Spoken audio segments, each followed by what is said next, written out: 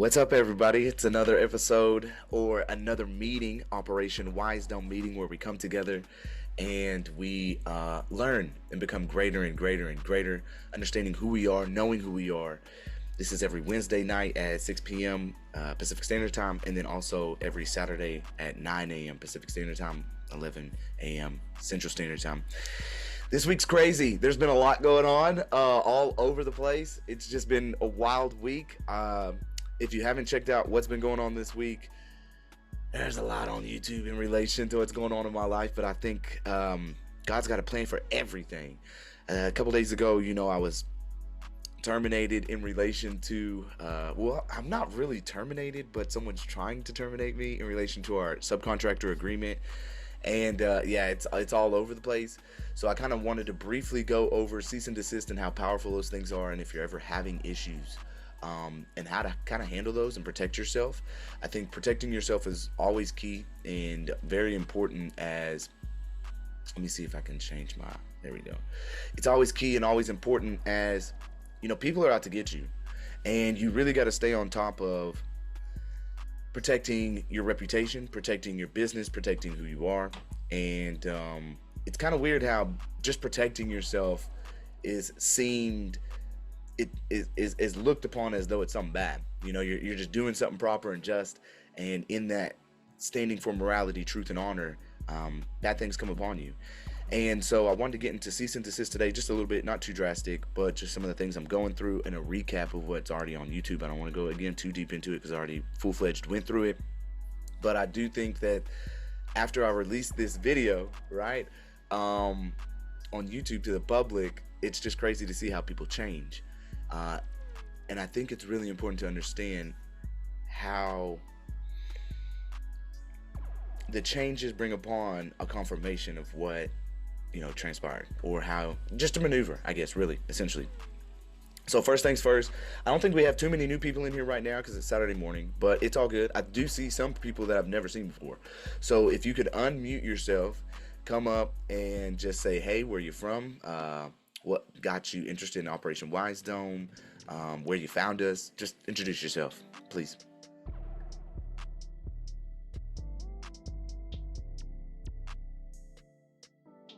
Kevin, in the bottom corner, you should see a microphone, and you just click unmute. Or I can ask you to unmute like this. Oh, hey, thanks. So I'm from Spokane, Washington. Okay. Moved here about 20 years ago from Buffalo, New York.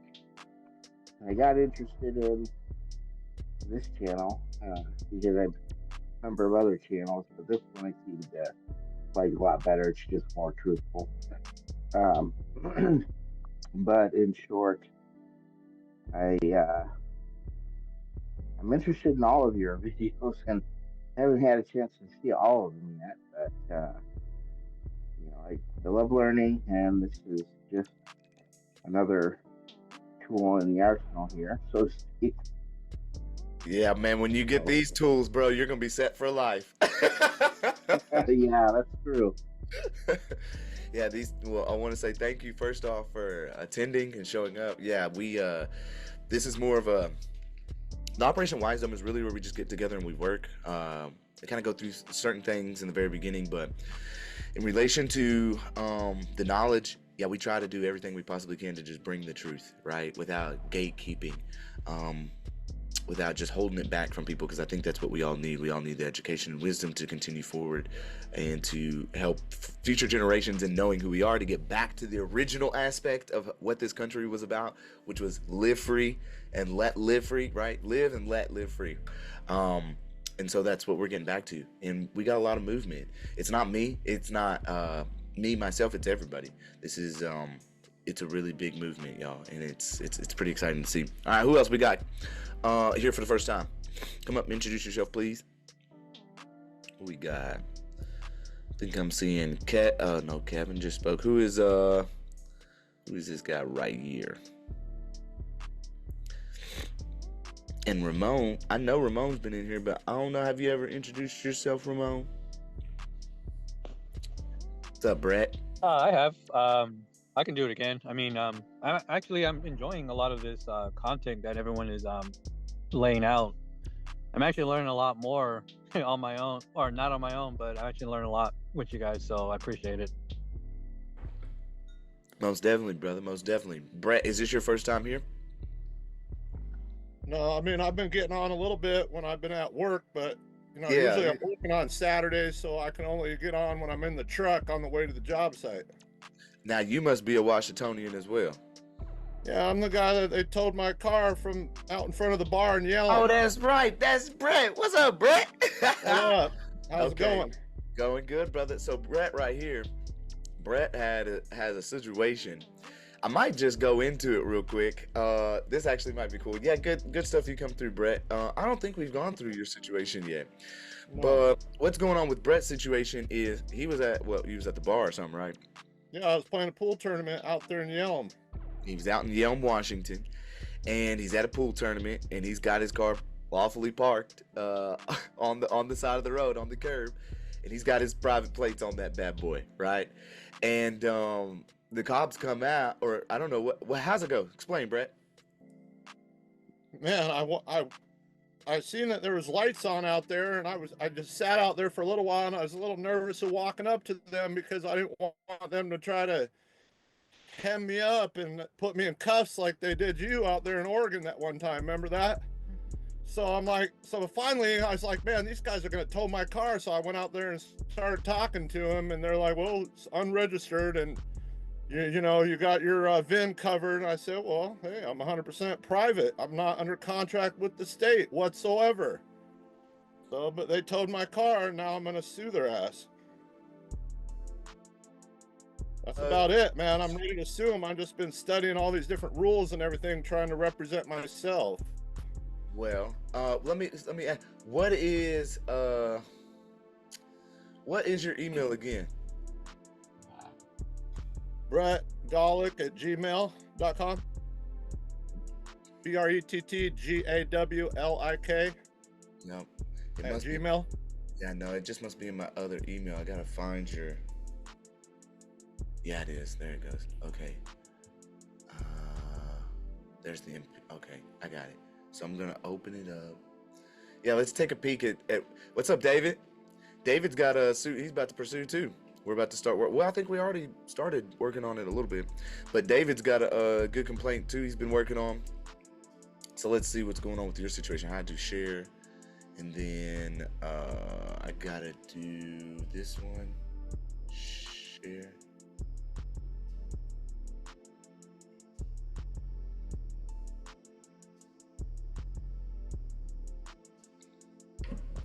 Yeah, that video looks familiar. Good, how are you? I was waiting on the tow truck to come get this car. Why are you going to tow it? Because it's unlicensed. Yeah. Why are you gonna tow it? He said because it's unlicensed. That's not how this works, bro. Like, you don't just get to tow random people's cars. You have to give notice, right? Why do you think there's yellow stickers that get slapped on the car when a car is on the side of the highway? They're giving notice. There has to be notice and opportunity to cure anything that's going on. If this car had been sitting there for 3 days, I can understand that. But if they pull up and they initially see the car, they must put a notice on the car for you to be able to cure that notice to be able to move forward. They can't just tow it because they want to. There's no warrant. There's no probable cause. What do you want to say, Brett? I mean, I told him I'm a state national. I travel with my passport. I'm 100% private. I surrendered my driver's license. I canceled my registration. I travel with a private plate. I'm not under contract whatsoever with the state of Washington. I said, there's no reason for you to tow it. But Yeah. they insisted. He's like, well, you got your VIN covered. I'm 100% private. He's like, well, and then he almost gave me a chance to give him the VIN. And I said, well, I'll give you the VIN. You know what I mean? Because I don't know if you got that other video I sent you. That was the 13-minute video I just sent you like yesterday, the day before, talking about right before I came out of the bar and talked to them with this video. And they're just cussing and everything else, talking about, oh, I haven't tabbed my truck in 2 years. And then they're just clowning me basically. And then next thing I know, I come walking out the bar and talk to them, and Jesus, this is a mess. Okay, so you're saying that you got a whole nother video as well, speaking with them before this body cam video? No, I didn't speak with them. They were talking. There was 3 cops talking amongst each other. They were talking about, oh, you know, the easiest way to steal a motorcycle is to hop out in a Sprinter van and throw it up into the van. And they were just talking about amongst each other. They're like, oh, I can't wait for this guy to come walking out the bar, and he'd be like, all drunk. Just basically, they're like, oh, the car belongs to Nisqually Towing now. Blah blah. They were laughing and they were clowning basically. It's like you get a kick out of watching it, but yeah. Yeah, so I think the only thing where you could have possibly just stood your ground a little bit more was telling them you're not towing my vehicle, you know, and not allowing them to, just standing up a little bit more in relation to, I don't know who you think you are, or what you think you're doing, but you're not taking my private property. I didn't want them on the hanging me street up and putting me in cuffs. I get you, but it would have been even more. And sometimes you got to remember, man. I get it, but at the same time, just standing up and not allowing them to do it makes it even worse for them and better for you. But I get not wanting to get hemmed up. I get it. I totally get it. You got to make your choices how you want to make them, and that's perfectly for fine. future reference, I'll stand my ground more. But when I'm dealing with 2 pigs, man, I just did not want to go to jail. I felt like cussing the guy out, but I didn't feel like going to jail either. You know what I mean? No, I know what you mean. 100%. It was like 5 minutes before Thanksgiving, I had my family coming over the next day. It's like, man, the last thing I need to do is be in jail on Thanksgiving. Yeah, 100%. I'm in total agreement with you on that. Sometimes you got to pick and choose your battles. Your battle right now, though, is okay because, again, they unjustifiably broke due process. There has to be a notice, and there has to be an opportunity to cure that notice. You didn't get that. Okay, you wasn't even operating. Well, you never operate on the road, but you were never even traveling on the roads. So, yeah, it's very easy. And yes, they do just take your shit. And why do they do that? Well, because they have friendships with the tow truck drivers. You know, it's bad. It's pretty bad. So I think with your complaint, yes, point? Please, yeah. So I'm in New York, and what you just said is so true. And the hardest thing for me to wrap my mind around is that before they do anything, they have to go through a specific process. They just can't snatch your car off the street. Because when I first purchased my automobile, I had a cover on it and I had it parked. And it was good for a while because I knew I was not going back to the DMV route. I just hadn't decided what I was doing yet. And at some point in the middle of the night, either sanitation or the police department was coming around and they would snatch my cover off and they were writing on it saying that this car will be towed. And that happened around 3 times. And everywhere I'd move it, it was like they'd find it and I'd buy a new cover, they would rip it off, they would write on it and saying that it was abandoned and it was going to be towed. So that point that you just said is true, that they have to give you notice. 100% all the way. And again, that goes back to due process. It's with everything in life. You have to have an opportunity. This is actually kind of weird because it ties back into the whole aspect of what I'm going through right now in relation to the cease and desist, right? So if you're in any kind of contracts, you always want to make sure that your contracts are on point, okay? Both beneficial to you and them. I operate as a 1099 through my sole proprietorship. My sole proprietorship is my name, Cameron James Wilson. Okay, that's what it is. And I utilize that sole proprietorship with everything that I do in life, so that way I'm fully protected. Okay. Now what's kind of crazy is that while utilizing everything, this week, I don't know if y'all know this or not, maybe some of you do, maybe some of you don't, I am a 1099. I have contracts through companies that I do consulting for. And I made a career move from Portland, Oregon to come all the way up to Yakima Valley, Washington, to take this new business that was still within my industry, same manufacturer, and blow it up. Now, this company had already been the fastest growing dealer in the nation for the past 2 years. No audio again this week. What do you mean? What do you mean, Papa? No audio again this week? You're good. I can hear you. Yeah, I know you can hear me, but Yeah. David's having issues. David, just leave and then come back in.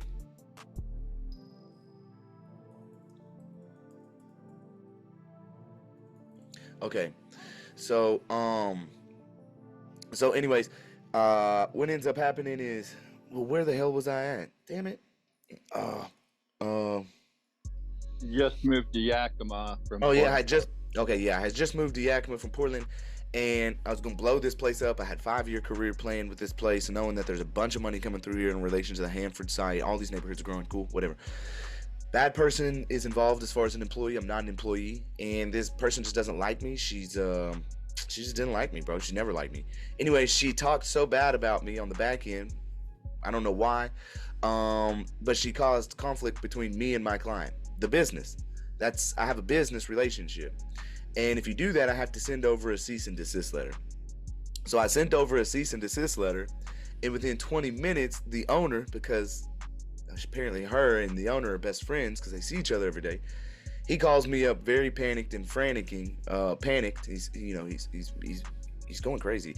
And he's like, "You're terminated." And I'm like, "What is going on?" He's like, "You can't send cease and desist letters to my employees." I said, "Yes, I can. I didn't do anything wrong. I'm telling her to stop talking bad about me." He said, "No, you're terminated." I said, "How?" He said, "You sent a cease and desist letter." Okay, that's not part of our contract. Okay, so what I just wanted to go over real quick is how I guess this thing was set up briefly, and then the answer that I got back last night that nobody knows about yet, that I think is just hilarious, because again, it goes to show, can y'all see my screen? Yes. Yeah? Okay, thank you. Yes. It goes to show just exactly how crazy things can get sometimes. Let me move this over. Everybody in here. Okay, and then that goes there. Okay, so this is my contract that I started July the 10th last year. And in this contract, let's see here. The services that I am to provide this company. Subcontractor, I am to provide design, consultant, or sales. I am to work local events. I am to generate leads when I'm out and about. I am to do sales reporting. And I am also to coach as needed to other Croc sales staff. That doesn't mean I'm part of the staff. It just means I need to coach them. Why is he asking me to coach them? Because I'm the top performer in the state of Oregon and Washington. So then we go through the payments, the commission structure, the indemnity and insurance, relationship between the parties, which is very important because it says, under no circumstances shall the independent contractor be considered an employee, representative, agent, or partner, meaning that no policies and procedures can be put upon me due to the fact that I am not an employee. So if you have policies and things on the back end that are for employees, that doesn't apply to me because I am my own. Okay, and that's why I'm bringing this up. That one's another one important. So then we come over to termination. Now this is why it's important again to set yourself up right and have everything in the contract right. I remember correcting this thing with him in the very beginning. I was like, "No, we're gonna have to amend that. No, we're gonna have to take that out," and everything worked fine. So termination can only happen immediately in the event that one of the parties breaches this agreement or one of the conditions set forth in this agreement and does not amend, right, or fix the issue within a 30-day period. Okay, so first off, immediately can only happen. I can only get immediately terminated if I breach this agreement or one of the conditions set forth in the agreement, and then I don't fix it within a 30-day period. Okay, it's the only way I can immediately get terminated. That never happened. Number two, at any given time by providing a written notice to the other party 30 days prior to terminating the agreement. Again, you have to give a notice, and I still have to continue working for the next 30 days. You can't just stop everything, dead stop, saying, "Oh, we owe you $2,800 tomorrow, but we're not going to pay it now all of a sudden." That's not how this works. So then any dispute or difference whatsoever arising out of the connection with this agreement shall be submitted to arbitration in accordance, and that's what we're already getting into. Okay, so let's see. So we have that, and then we say, geez, I got too much stuff open right now. So then we say, so what ends up happening is I look at the contract and I say, okay, well, what I guess I need to do now is send over. Is that it? Is this it? Y'all can still see my screen? Yes. No. Okay. Sorry. So next, what we've got going on is, since he called me and terminated me, is what he's saying, we went ahead and developed a notice and demand for arbitration. Right. So this was dated yesterday, and we immediately sent it the same day, I believe. Yeah, the same night. And again, it's pursuant to the binding dispute resolution provision of the aforementioned agreement. The agreement, the undersigned Cameron Wilson, doing business as Tona V Consulting, hearing claimant, hereby provides this formal notice and dispute and demand for arbitration. So we go through their information, the jurisdiction and governing law, pursuant to the dispute resolution and governing law clauses of the agreement, inconsistent with Idaho, of course, all of this good stuff. Then we get to the factual background. So this is kind of cool. On July 10th, we signed a contract. Okay. 2, term and termination provisions. The agreement included a 30-day notice and requirement for any termination that is not based on an incurable breach, and B, an immediate termination provision only upon a material breach within said agreement, plus a failure to cure it within 30 days. So you see how I'm protected in those aspects. If there's something wrong, you got to give notice. Then again, we get an opportunity to cure that notice, just like what we were talking about in relation to Brett. 3, abrupt termination by respondent on or about January 30th. Respondent, through its owner, unilaterally terminated claimant services without providing a 30-day notice or identifying a breach and granting a 30-day cure period. You had breached the contract all the way around. Instead, that person cited claimant's cease and desist letter concerning possible defamatory remarks by another employee as the absentable reason for immediate termination. However, no formal notice of breach was issued. Lack of good faith and fair dealing. Claimant asserts that the respondent's abrupt termination contravened the express contractual terms and the implied covenant of good faith and fair dealing. Good faith and fair dealing is so important in contracts. If you are not acting in good faith to try and fix things, if you're not being polite and kind, of course, and you get into these bickering matches with people, it looks horrible for you in court. So always being in good faith, not allowing yourself to become too emotional, allows us to be in perfect position when we go into arbitration or courts itself. Further litigation. Resulting damages. Claimant's inability to continue performing has led to loss of current and future commissions. Immediately, I've already got harm. Lost income and reputational harm. You want to know why I got reputational harm now? I'm a top guy in this industry. I'm like the top contributor within the manufacturers' Facebook groups. You see what I'm saying? Like, I have a reputation of being like a top guy. Uh-oh, I see you connecting to audio. David. I don't know what happened to him, but I see it's connecting. Okay. Are you connected, David? There you go. We was waiting for you, Papa. Same thing as last week. Okay.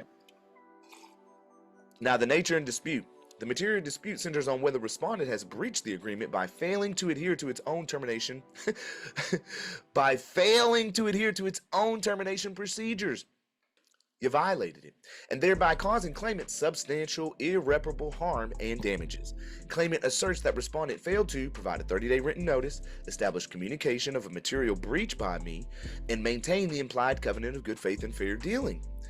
Breach of contract, breach of implied covenant of good faith and dealing, and the wrongful forfeiture of commissions. So again, the relief requests that we're doing in remedies, damages for the breach of contract, including but not limited to unpaid commissions, those accrued and vested, lost future revenue and profits. Now, why is this so important when you're putting it in your aspects of your any kind of things that you got to deal with on the back end in relation to a violation of a cease and desist or just a contract that you had with anybody? Well, because like in certain aspects, people will make people will get a job in their own neighborhood or their own regional area where they're living.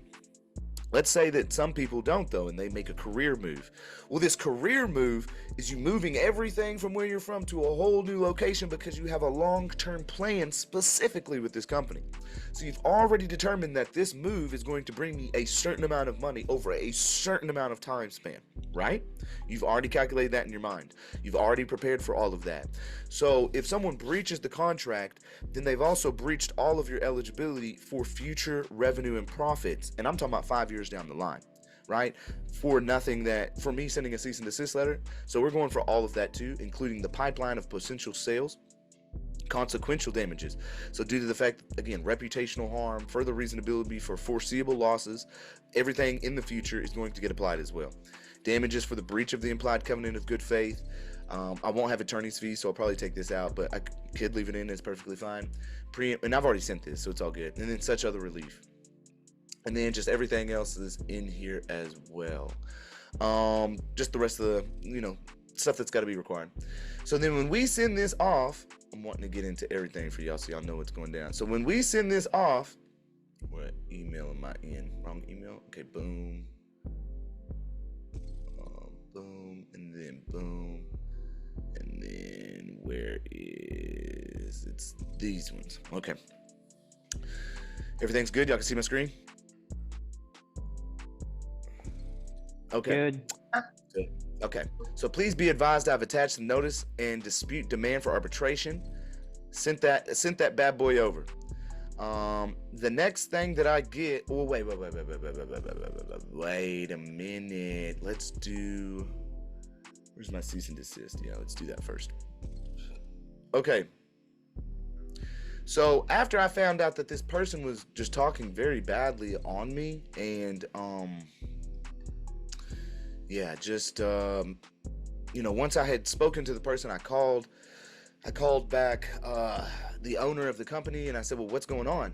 And he advised me, and once I knew what he told me based on what she had told him, there were lies. And so I immediately after that sent a defamation and misrepresentation. Now this correspondence serves as a formal demand that you immediately cease and desist from engaging in defamatory actions and misrepresentations against myself, Cameron Wilson, and my client, right? My client. You're an employee. This is my client. You're trying to ruin my business relationship here. Your recent conduct as detailed herein constitutes actionable defamation under applicable state and federal laws. It has come to my attention that you have participated in discussions wherein you disseminated false and misleading allegations purportedly originating from a meeting via Slack approximately 7:47 a.m. The assertions you made lack any substantial factual basis and unequivocally amount to defamation per se, as they damage both my personal reputation and that of my client's business relationships. Short story is, we have meetings every morning. If the boss, there's only 4 of us, the boss and then 3 consultants. I'm my own. They're employees. If the boss is not in a meeting, we don't have to stay in the meeting. We just leave. It's always been a thing. We've always done that. It's just, if the boss is not in there, we leave. Now this person, Miss Potts, she doesn't necessarily like me, and that's okay. I don't have a problem with that, and I don't necessarily like her, but I don't argue with her. I'm not mean to nobody. I'm always nice. I just mind my own business. That's how I am. But anyways, she comes into this meeting on Thursday morning, and nobody's in there, and she comes in and she's trying to tell me what to do. And I'm just like, oh, where's everybody else at? And she tells me, and she's like, so I'm going to have you, she tells me again, so I'm going to have you do this. And I said, hey, I don't want to do this right now. I want to wait for everybody. And she tells me, oh, you don't want to professionally and personally grow? And I'm just like, whoa, why are you talking to me like that? Like, I professionally and personally grow every day. I didn't say that, but in my mind, I'm just like, man, this is crazy. So I was like, I don't want to do this right now. I got to go. And I hung up. I have every right to. I don't have to talk to this person. I don't have to talk to this person, bro. So, again, she goes and causes problems. She writes me a whole bunch of bad information. Like, if we look, let me get through this first. So as delineated in New York Times versus Sullivan, a defamation involves the communication of false statements that harm the reputation of an individual or entity with or without malice. Your actions have resulted in significant reputational harm and pose a substantial risk of financial loss due to the propagation of these unsubstantiated allegations, false statements, and derogatory remarks. The dissemination of false information without corroborative evidence is not only unethical but also unlawful under the defamation statutes. Accordingly, I hereby demand that you immediately cease and desist, issue a written retraction, refrain from making any future statements regarding myself or my business affairs unless such statements are supported by verifiable facts. And then we just give the rest, right? So I sent that over as a nice way of saying, hey, stop talking bad about me, okay? Now, within 20 minutes, well, first off, I just want to let y'all know this. When we went through the original notice and demand for arbitration here, which notice and demand, arbitration, notice, where is it at? Notice, subcontractor agreement, notice and demand. When I first went through this, let's see, FCs, okay? Right here, what I want y'all to notice is that he states the claimant's cease and desist letter, when he first called me and terminated on the phone, is what resulted as the immediate termination. Okay, so first day I was called, it was, you're terminated because you're sending my employees a cease and desist letter on talking bad about you. Weird, I know. I don't see how anybody could think that they could terminate somebody off me privately sending a letter to somebody else to say stop talking bad about me, but whatever. So the response is, I will forward this notice to our attorneys and they will respond to you. Well, that never happened, okay? That never happened, and it will never happen, right? Why? So I gave a nice letter saying, hey man, I don't know what's going on. Let's reconsider this. I don't understand how it got this way. He said, thanks for sharing your feelings with me. I also want to get this behind me as it's a huge distraction. In the meantime, all leads have been assigned to other people. Again, you can't terminate me and just stop and then have other people work my leads, my money. Like, the leads that got worked yesterday were already sold. 3 of them were already sold. I already sold them, but yet somebody else came in and took that money from me. So it's kind of crazy. They knew that. That's why they looked into the notes in the system and they reassigned them. Once I had heard back from you to get an update, also I'm getting random emails from people I don't know who have no context of what is going on. Yes, they do. I told them. And people are reaching out to you. Okay, that it is what it is. I answer back. He's like, you know, we're kind of going back and forth, but I'm being very nice and everything. So he's looking very bad in his emails, and I'm looking very good in our emails. Again, trying to find a resolution to this issue. Looks very good in court. So then after the day goes by, he says an attorney is going to get in touch with me. And apparently he did talk to the attorneys. But what ends up happening is that the attorneys never contact me. Okay. What ends up happening is that yesterday I do a video on YouTube and they watch my YouTube video. Okay. And I'm explaining I'm using my First Amendment right to speak. I'm using my right to tell the truth. I don't know if people don't know this, but when you speak the truth, that's not called defamation.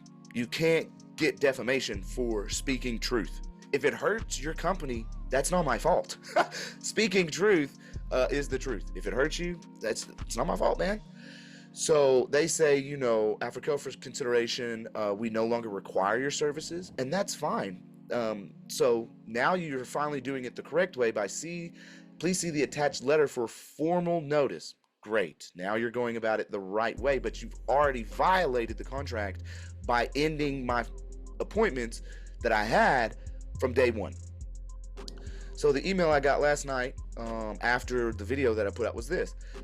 This letter serves as a formal notice that this company is immediately terminating the subcontractor agreement. Okay, well, you can't immediately terminate the subcontractor agreement. Why? Because there was no true violation within that agreement. Okay, so it says failure to meet sales performance benchmarks. Now let's check this out. I no longer have access to get all of my information as far as my stats. Okay, so this right here is actually it's actually really a lie. So it's pretty phenomenal, but I don't have that information, but it's okay in discovery. I know we'll be able to get it. And all I gotta do is send over a letter that says retain that information, and if you don't, you know, there's issues. But this says failure to meet sales performance benchmarks despite an agreed upon 35% minimum monthly close rate detailed in the sales policies. Again, it clearly states within the contract that I am not an employee, I am not an agent, I am not a representative, I am not part of that aspect. So sales policies don't apply, and you can't terminate a contract where this actual aspect is not included in the subcontractor agreement. So it doesn't matter. Now, when it comes down to multiple verbal discussions over the last 70 days regarding these expectations did not yield improvement. That's a lie. This dude, what he does is he's such a tech guy.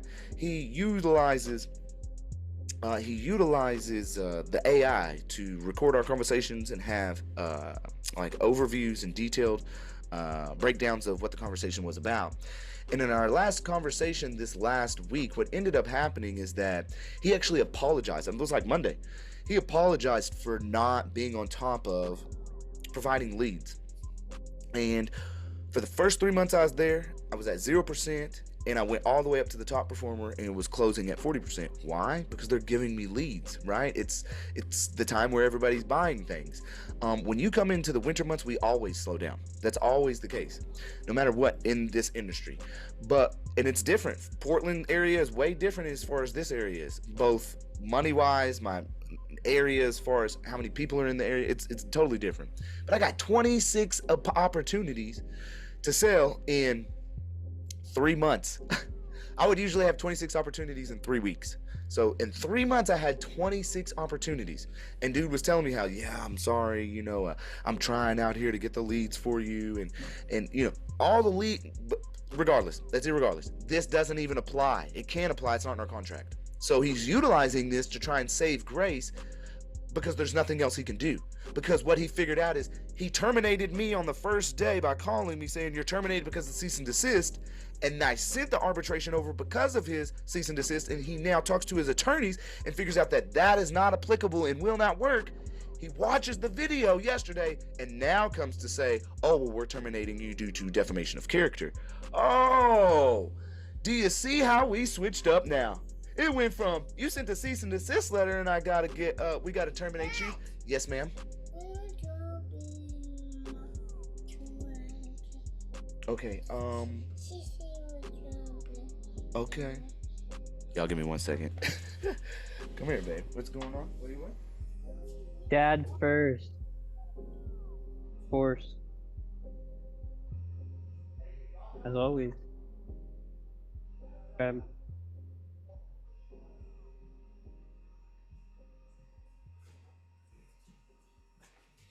Okay, so again, you hit me up, you say, oh, we're terminating due to cease and desist letter, and then you come later after you see that and read everything that you can't terminate this contract, bro. You're way out of line. And you hit for these two reasonings, which I don't see how me speaking truth on social media can be considered defamation of character, okay? Plus, my social media is not tied to Tony V Consulting. So you're out of line on that one, brother. That one don't even work. So this is what he sent me, and now he's getting nervous because he's reaching.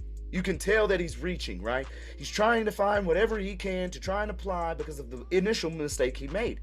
And there's no way to rectify that. So what I sent back is, please find the attached formal written response, correspondence purporting to terminate the subcontractor agreement. I'm replying to what we just went through. I address each of your stated grounds for immediate termination and outline why they are factually and legally insufficient under our agreement and applicable law. So then let's just go into this. So then we hit him with the response. The response is notice of contract termination. I, Cameron Wilson, doing business as, you stated grounds for immediate termination, namely an alleged failure to maintain a 35% monthly close rate. Now, let's think about this. Didn't it say that you can't immediately terminate anybody unless you violate a clause within the contract? And then the only other one that was within termination states that you must give ample notice. So if you have to give me 30 days, and then you also have to give me an opportunity to cure me being, if you're going to say that these are grounds for termination, which they can't be, as far as a 35% minimum close rate, you're supposed to then give me an opportunity in the next 30 days to get up to that. So again, and purported defamation of character do not satisfy the agreement's prerequisites for lawful immediate termination. Further, they are contradicted by both established law and the explicit language of our agreement. Number 1, your termination letter references an extrinsic sales policy document requiring a 35% minimum monthly close rate for employees. I am not an employee as explicitly stated within our subcontractor agreement. I emphasize that no such provision is contained within the four corners of the subcontractor agreement. Under Idaho law, quote, it is fundamental principle of contract interpretation that where a contract is clear and unambiguous, its meaning and legal effect are determined by its plain language, and not unreferenced external policies. You have to have it in our contract, bro. Despite your assertion that there was an agreed upon 35% monthly close rate, the agreement is silent regarding any numerical sales benchmark. It follows that attempting to unilaterally impose an unincorporated policy contravenes long-standing contract law in Idaho, which does not permit modification of extrinsic documents absent explicit incorporation, right? You can't bring an extrinsic document into ours without you have to bring it in first. You can't just do it later because you won't. 2, you likewise allege that my social media posts constitute defamation of character against you, Croc Coatings, or its employees. Under Idaho law, a cause of action for defamation requires 1, a false, and defamatory statement. It's not false or defamatory. It's and. So both of those elements have to be included. If everything that I'm stating is factual, it can't be defamatory. That's the issue here. And then there's other ones as well. Furthermore, truth is an absolute defense. And statements of opinion or personal experiences do not meet the standard for actionable defamation. I categorically deny publishing or disseminating any false assertions. The factual resuscitations I share merely reference my personal experience and abrupt termination in the attendant circumstances. Consequently, your claim that these truthful accounts constitute defamatory speech is meritless. Even if you believed otherwise, the agreement requires that you observe the procedure for addressing an alleged breach, which includes notice and cure period. Do you see why? See how it's so important how we go from the cars and like putting the sticker on there and making sure that we're getting a notice and cure period? Yeah, they didn't include that to me anyways, either. Breach of the agreement. Your letter states that you are immediately terminating the agreement. The subcontractor agreement, however, provides that immediate termination is permissible only upon a material breach that remains uncured after notice. Quote, this agreement may be terminated immediately in the event that one of the parties breaches this agreement or one of the conditions set forth in this agreement and does not amend them within a 30-day period. You have not identified any legitimate material breach on my part warranting immediate termination, nor have you afforded me the 30-day cure period explicitly mandated by the agreement. Idaho courts, quote, generally enforce contracts as written and will not rewrite them for the parties.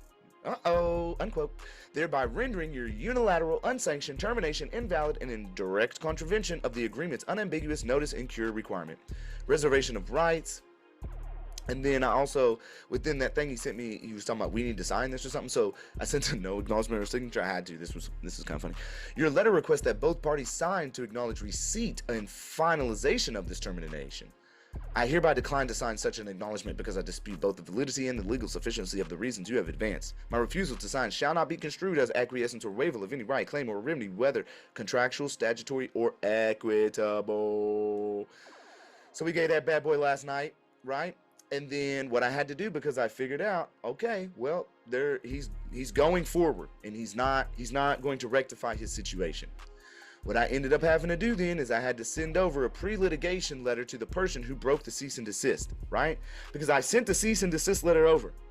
Within 20 minutes, I was called by the owner and terminated. That means that that person that I sent the cease and desist letter broke the cease and desist within 20 minutes and sent the information over to homeboy.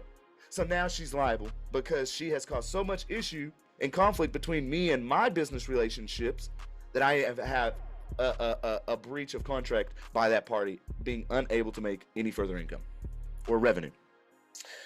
Please take notice that I, Cameron Wilson, in propria persona, this final unequivocal demand related to your alleged defamatory statements and tortious interference, which has caused and continues to cause grave and irreparable harm to my professional and business interests. I was engaged in a valid contract despite neither breach nor abandoning my contractual obligations. I was abruptly terminated by Croc Coatings on or about shortly after you conveyed false and derogatory statements about me to him and others. Based on the information presently available, these statements, which include but may not be limited to allegations of my alleged professional conduct, were deliberately communicated to the third parties with full knowledge of my contract and with the apparent intent to harm my reputational business standing. As a direct, and I got screenshots to prove this too. So it's amazing. I have suffered immediate financial losses. I did. I was supposed to get paid $2,800 yesterday, including forfeited commissions and unpaid compensation, as well as reputational damage. I gotta figure out who this is real quick. iPhone. Let's see who this person is. Hey, iPhone, come on in. Come on up. Where's that? Wait, who's iPhone? Oh, okay, that's my boy. All right, cool. You should rename yourself iPhone. Yeah, Cam. Yeah, what's up, brother? What's up, brother? Rename yourself so I always know, okay? I don't even know how to. Okay, I can look it up. I'll Google it for next time. There should be 3 dots right by the mute or well, here, I can rename you. What do you want me to rename you? Just put Philip. 1L. Oh, I put 2 already. Sorry. All right. So, okay. All right. So then, legal basis for liability, the defamation, of course, false and defamatory statements, saying that I disrespect or whatever she was saying on the back end, but I know she was saying it was disrespect because that's what he told me, and he told me other things that she was saying on the back end. By making statements of clearly false and misleading nature and transmitting them to Croc Coatings or its representatives of apparent purpose of undermining my professional credibility, your conduct meets each element of defamation. Your publication of such statements caused actual harm and evidenced by termination of the resulting loss of income. Tortious interference with contract, By disseminating statements that cast me in a false and injurious light, you facilitated or substantially contributed to unilateral decision to breach its termination obligations, depriving me of critical economic and professional benefits, immediate financial loss, loss of future revenue, reputational harm, additional consequences and damages. The demands, so my demands are cease and desist from further defamatory, disparaging false statements, issue a written retraction and apology, and then, what was the other one? Oh, she has to compensate me monetarily now. So again, I was supposed to get $2,800 yesterday. I know that I was supposed to close the American Legion for their 2 bathrooms in one little area. That was another $600. I know that I had another one that was closing with me. That was $700. Then I had 2 more yesterday that I didn't get to go out and actually measure. That would have been close to about $2,000 on both of those deals. It would have been over. Yeah, it'd have been about $2,000. So she's already in the hole with me on what I could have made and was meant to make, about $7,000. Straight up, bro, no cap, 100%. So nothing contained herein shall be deemed to limit, waive, or otherwise right my reservation of rights on everything. Okay. So then I send that over to her. So now she's got a litigation letter. She has 10 days to answer that, or I'm pursuing. Okay. And then the other guy, what ends up happening is that yesterday, y'all ain't gonna be able to hear it if I don't do this the right way. So I have to go to my photos. I don't know. Who unmute and tell me if you saw the video on YouTube yesterday about this. I thought. Okay. Anybody else? I listened to Yeah, I did. I watched it. Okay. Well, then if most of y'all watched it, y'all already know that this is. I don't know if y'all can hear Can't this. tell Jim. It is black and white. I sent a cease and desist letter to Jennifer and told her to stop talking bad about Can y'all hear this? Jim called me 20 minutes later and said I'm terminated. Yeah. She wrote the cease and desist by sending him that. Now you're coming out here and taking away my opportunity. He can't terminate me. I have a subcontractor agreement. He can't terminate me. He has to get a 30-day notice. He's in a major lawsuit. It will be if he doesn't. So homeboy doesn't honor. He has no. I'm not gonna say anything bad, but I'm just gonna say he did not honor. He just didn't stand up for me. Is what I'm gonna say.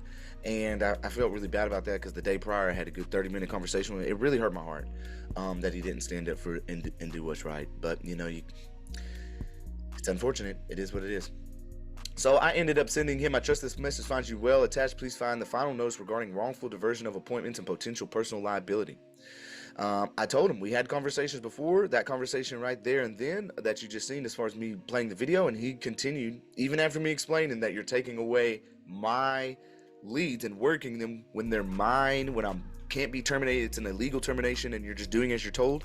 If you try to take the opportunity of, if you take these opportunities away from me of me making money that I've already sold, essentially, through previous conversations over the phone, that you will be held liable, bro. I don't know what else to do about that. I'm not trying to be mean. I even offered and said, hey, let's just go in here and work on this together. He still didn't do the right thing. So I, in proper persona, hereby provide this final notice. Your actions undertaken, even after being expressly informed of the wrongfulness of this conduct, have directly deprived me of critical business opportunities and compensation to which I am contractually entitled. I am. Even if someone says, well, I've terminated this contract, like, if you can say it all you want, dude, that doesn't mean it's valid or true, right? If it doesn't meet the elements, it's not true. You can say what you want. Factual background. We already know, terminate me without following notice and cure. I had a phone call, I informed you that I was being defamed, and you advised me in this conversation that you thought you were in the right. Then I personally appeared on an appointment, advising you that it would be legally and ethically impermissible for you to conduct my appointments. In spite of this, you refused to allow me to proceed with the appointment that I had legitimately secured, effectively finalizing your decision to profit from or divert my rightful opportunities. By taking over these appointments with full knowledge of my ongoing contractual and legal claims, you have directly contributed to the loss of commissions, future revenues, and other business advantages. Then we go into tortious, economic, reasonable expectations of earnings, unjust enrichment, the specific damages already incurred, demand of consequences for non-compliance. I intend to pursue all legal remedies available against you, seeking compensatory damages, additionally, and then reservation of all my rights. So I sent that over to him. And I CC'd both of them because they're all getting involved now. Like, if this is what we're doing, this is what we're doing. It is what it is. Homeboy sends me back an email and says, your attempts to intimidate our employees is noted and without merit. It's not an intimidation. this is what I have to do to bring about legal action. I have to give notice. I have to give you an opportunity to cure that, like everybody else. He's saying they own all the leads we generate from our marketing and sales appointment setting. That is true. We have the right to assign or reassign those leads at any time as the needs of the company change. That is also true.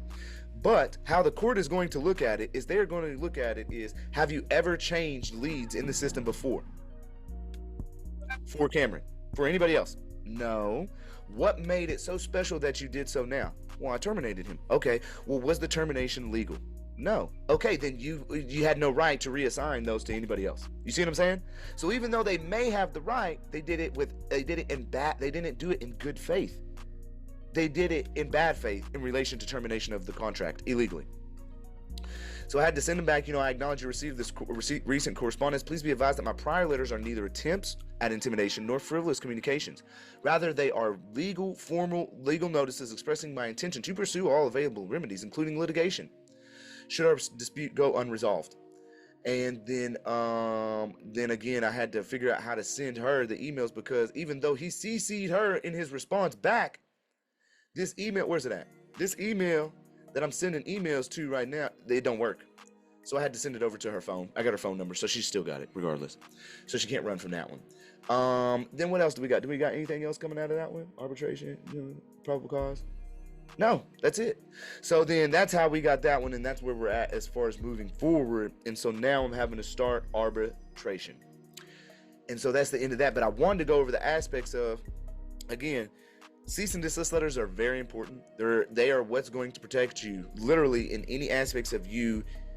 If I don't know what y'all's business relationships are with people, but if you can establish a business relationship with your employer, if they are, just remember, employee is very reminiscent to slave in Black Law's dictionary. Okay, if you want to look up the definition, we can, but it is very reminiscent of slave. Thank you, Quentin. And I think it's just really important. And you say, why is he quoting Idaho law? Well, the reason I'm quoting Idaho law is because within our contract, it is explicitly stated, Zeke, that everything in relation to what's going on is in Idaho. So home base for this company is in Idaho. Okay. So that's why that's why I went ahead and started quoting Idaho law within everything that I was doing itself. Any questions, concerns on that one? What you got for me?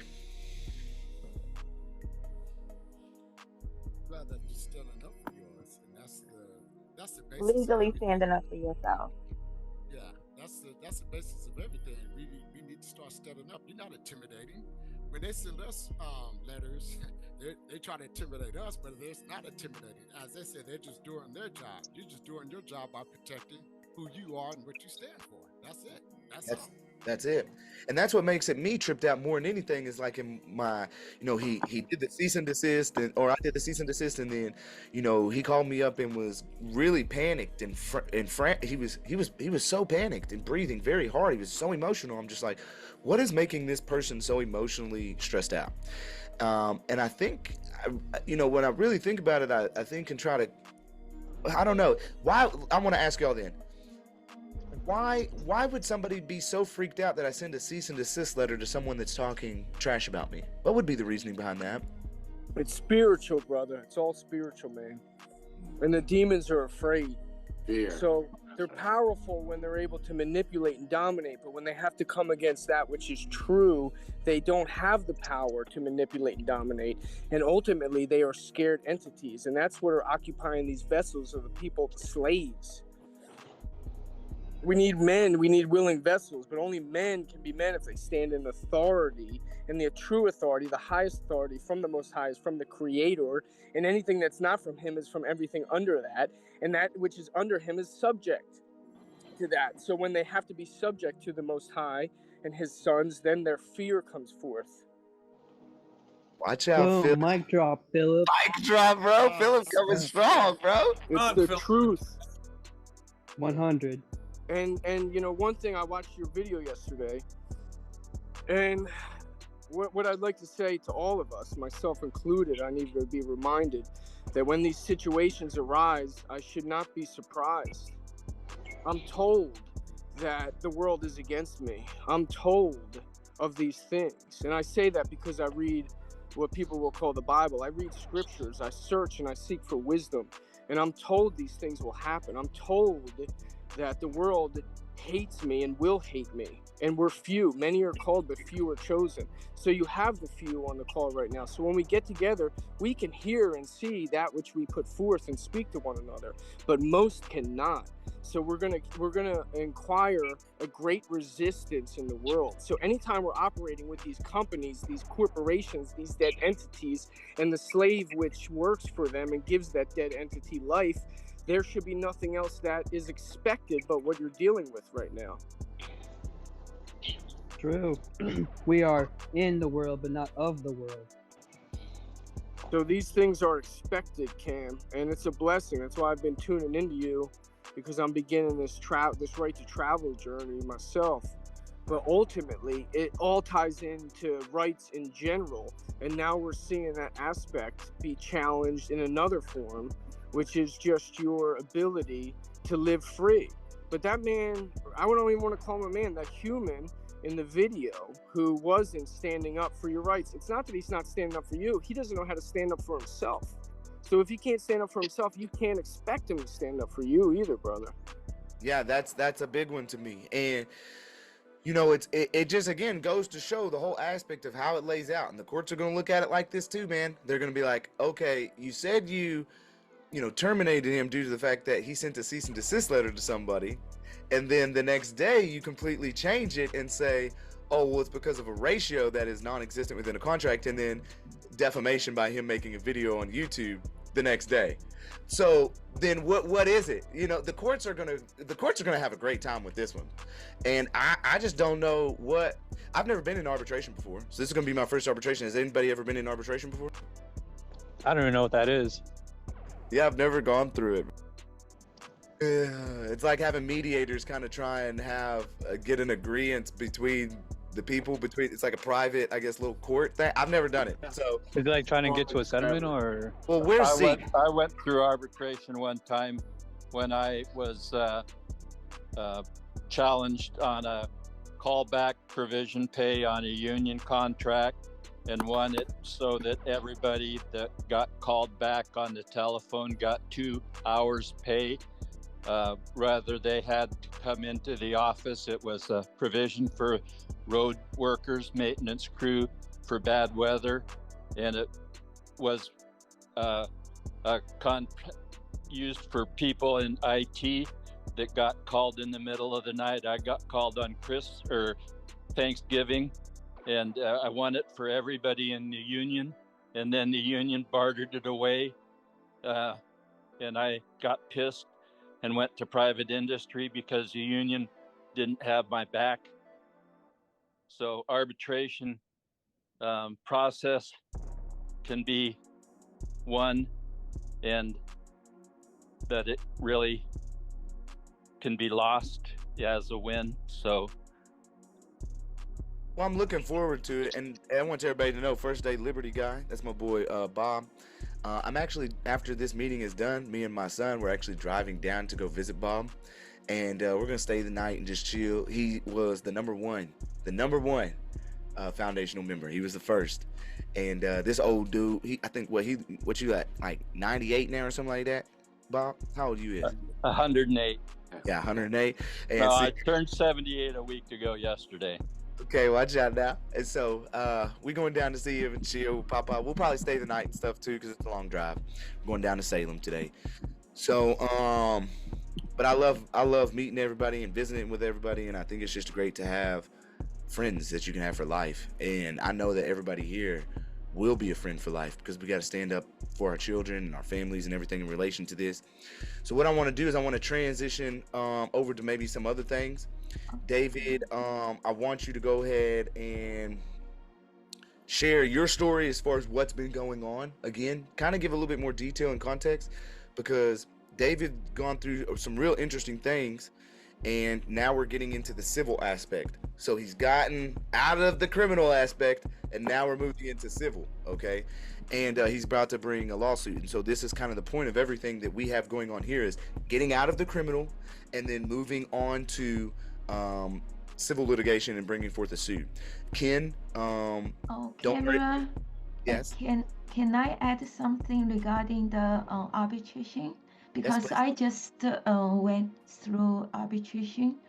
So, and the arbitration is really different from the lawsuit, because when something goes wrong, you bring it to appeal, then the court is not gonna look at anything deep. They only look at on the surface. So what I got into that arbitration, that arbitrator apparently was doing something bad behind my back with my ex. This was in a divorce case. So I'm not a lawyer. My ex lawyer and work with that arbitrator behind my back. So she did really basic, is very bad, very obvious arbitration award. And basically it's against our divorce decree.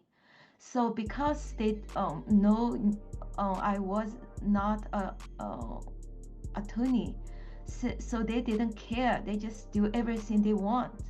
Then I start get into this and hide three lawyer. They don't even care. They just like take my money, not doing anything. So I ended up brought that case, fired my lawyer, and brought this case by myself. And then that was last year in December. So I start to learn by myself. And then after that arbitration, I brought it to the court, and I didn't know the first. The court is not going to look at this and that for you. They look at the surface. So as I learned, I brought up this case all the way to appeal. So yesterday I just sent my appeal paper. So around this 1 year, I learned a lot. The arbitration is very different. So because they did a very bad on the surface, you can see many errors on the surface. So I was able to do the appeal. Otherwise, the appeal court, they're not gonna get into see the evidence. They just look at the briefly on the surface of the award. So the point is, you have to really important to find the arbitrator is very good and neutral, not like doing those bad things. That's just like my opinion. So No, I that's learned a great. lot about appeal, the arbitration stuff. Thank you. No, thank you. That's great. I think that's interesting too that you say that, because from what I'm gathering is that I need to go ahead and initiate and find the arbitrator. So Yes. I think it's going to be a little bit more in my favor anyways, because I'm the one bringing forth the claims, the dispute, and so I have to find the arbitrator. So yeah, I'm definitely going to try and find the best one. Go ahead, Zeke. Well, two things. When you go do arbitration, it's like you said, you're going to go find them, and it's in the nature of discovery. So you're going to want to discuss it, and it's also to settle.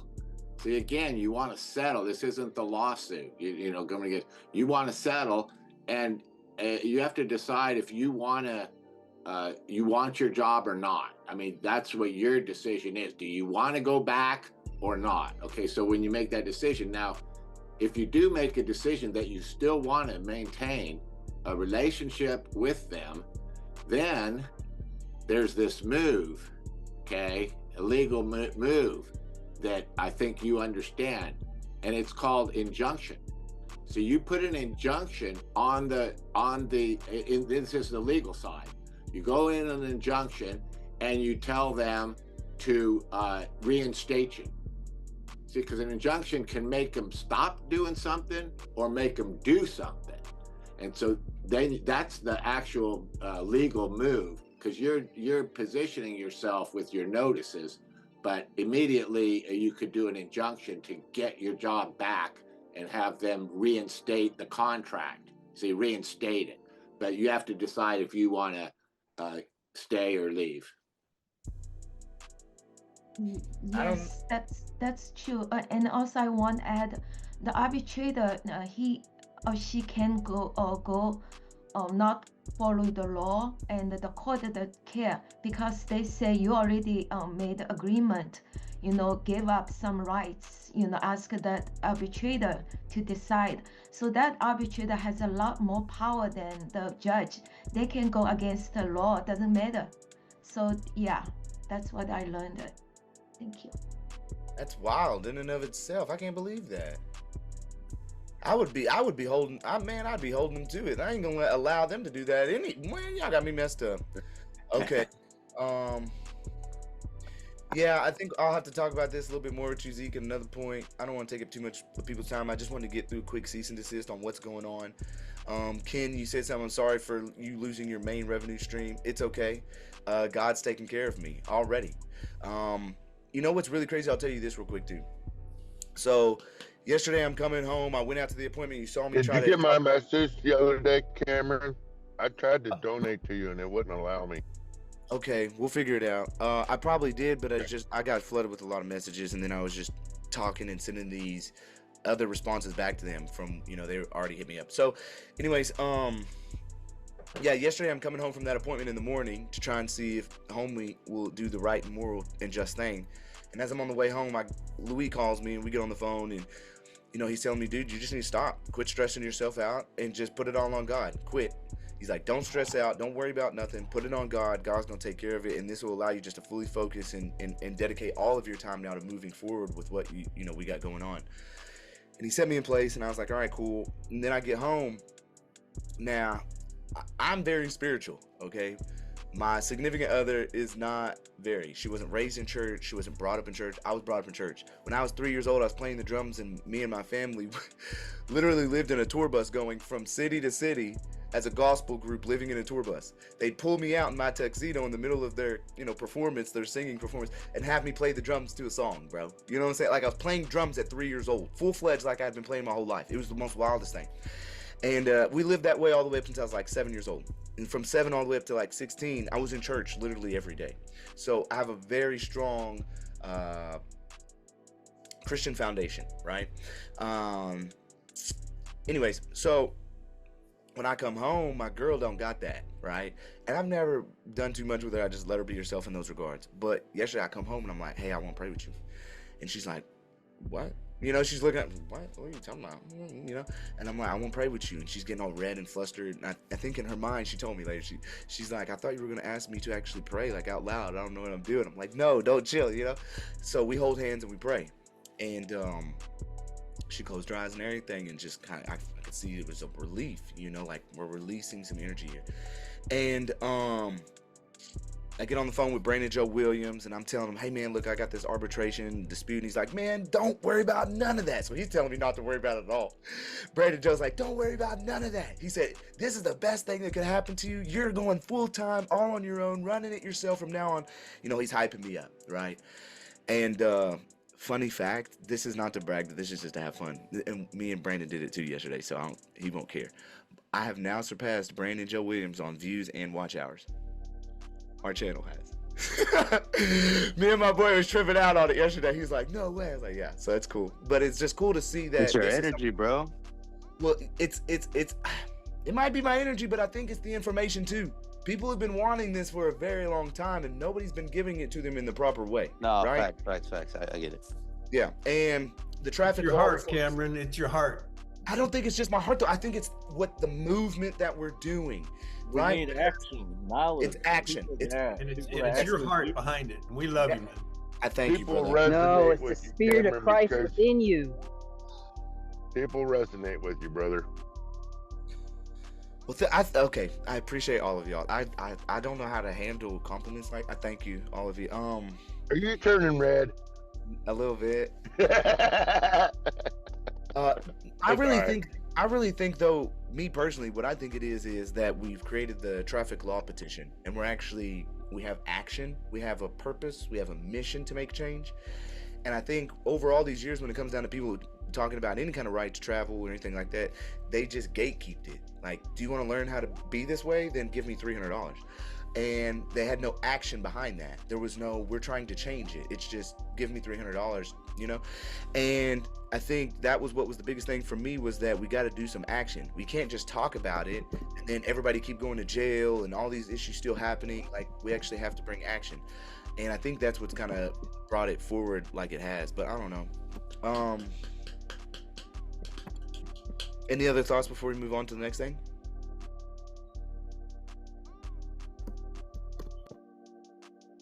Okay. David, come on up, brother. It's your turn.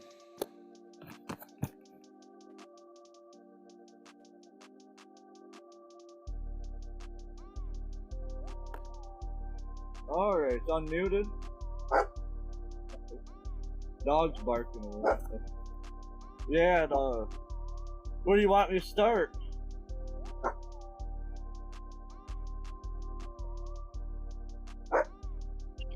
I would think you could start anywhere that you want. I would think it'd be pretty good if you want to keep it to like 15, 20 minutes. I would explain, you know, just what really happened with you, because you've explained briefly, but you haven't explained in detail, which I think people need to know more. Mess. I mean, yeah, I'll start from the beginning with I was exercising my right to travel with a private DOT number.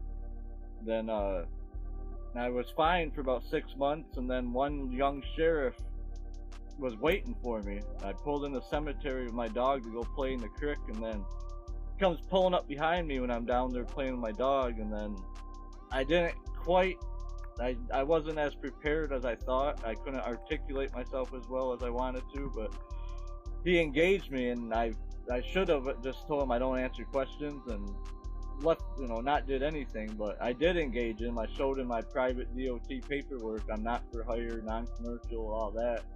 Then he escalated it, trying to say, oh, I smelled, you know, marijuana, always the cannabis thing, and I do have a medical card then.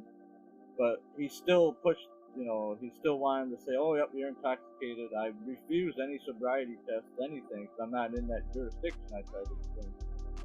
But he escalated it, then arrested me, searched the car, and then found one open beer, but he did warrant for a blood draw because I refused to cooperate, because I'm not, you know, I'm not under the commercial travel, or I'm not under driving my motor vehicle. I'm just traveling on a private DOT, and then, but it was under the legal limit.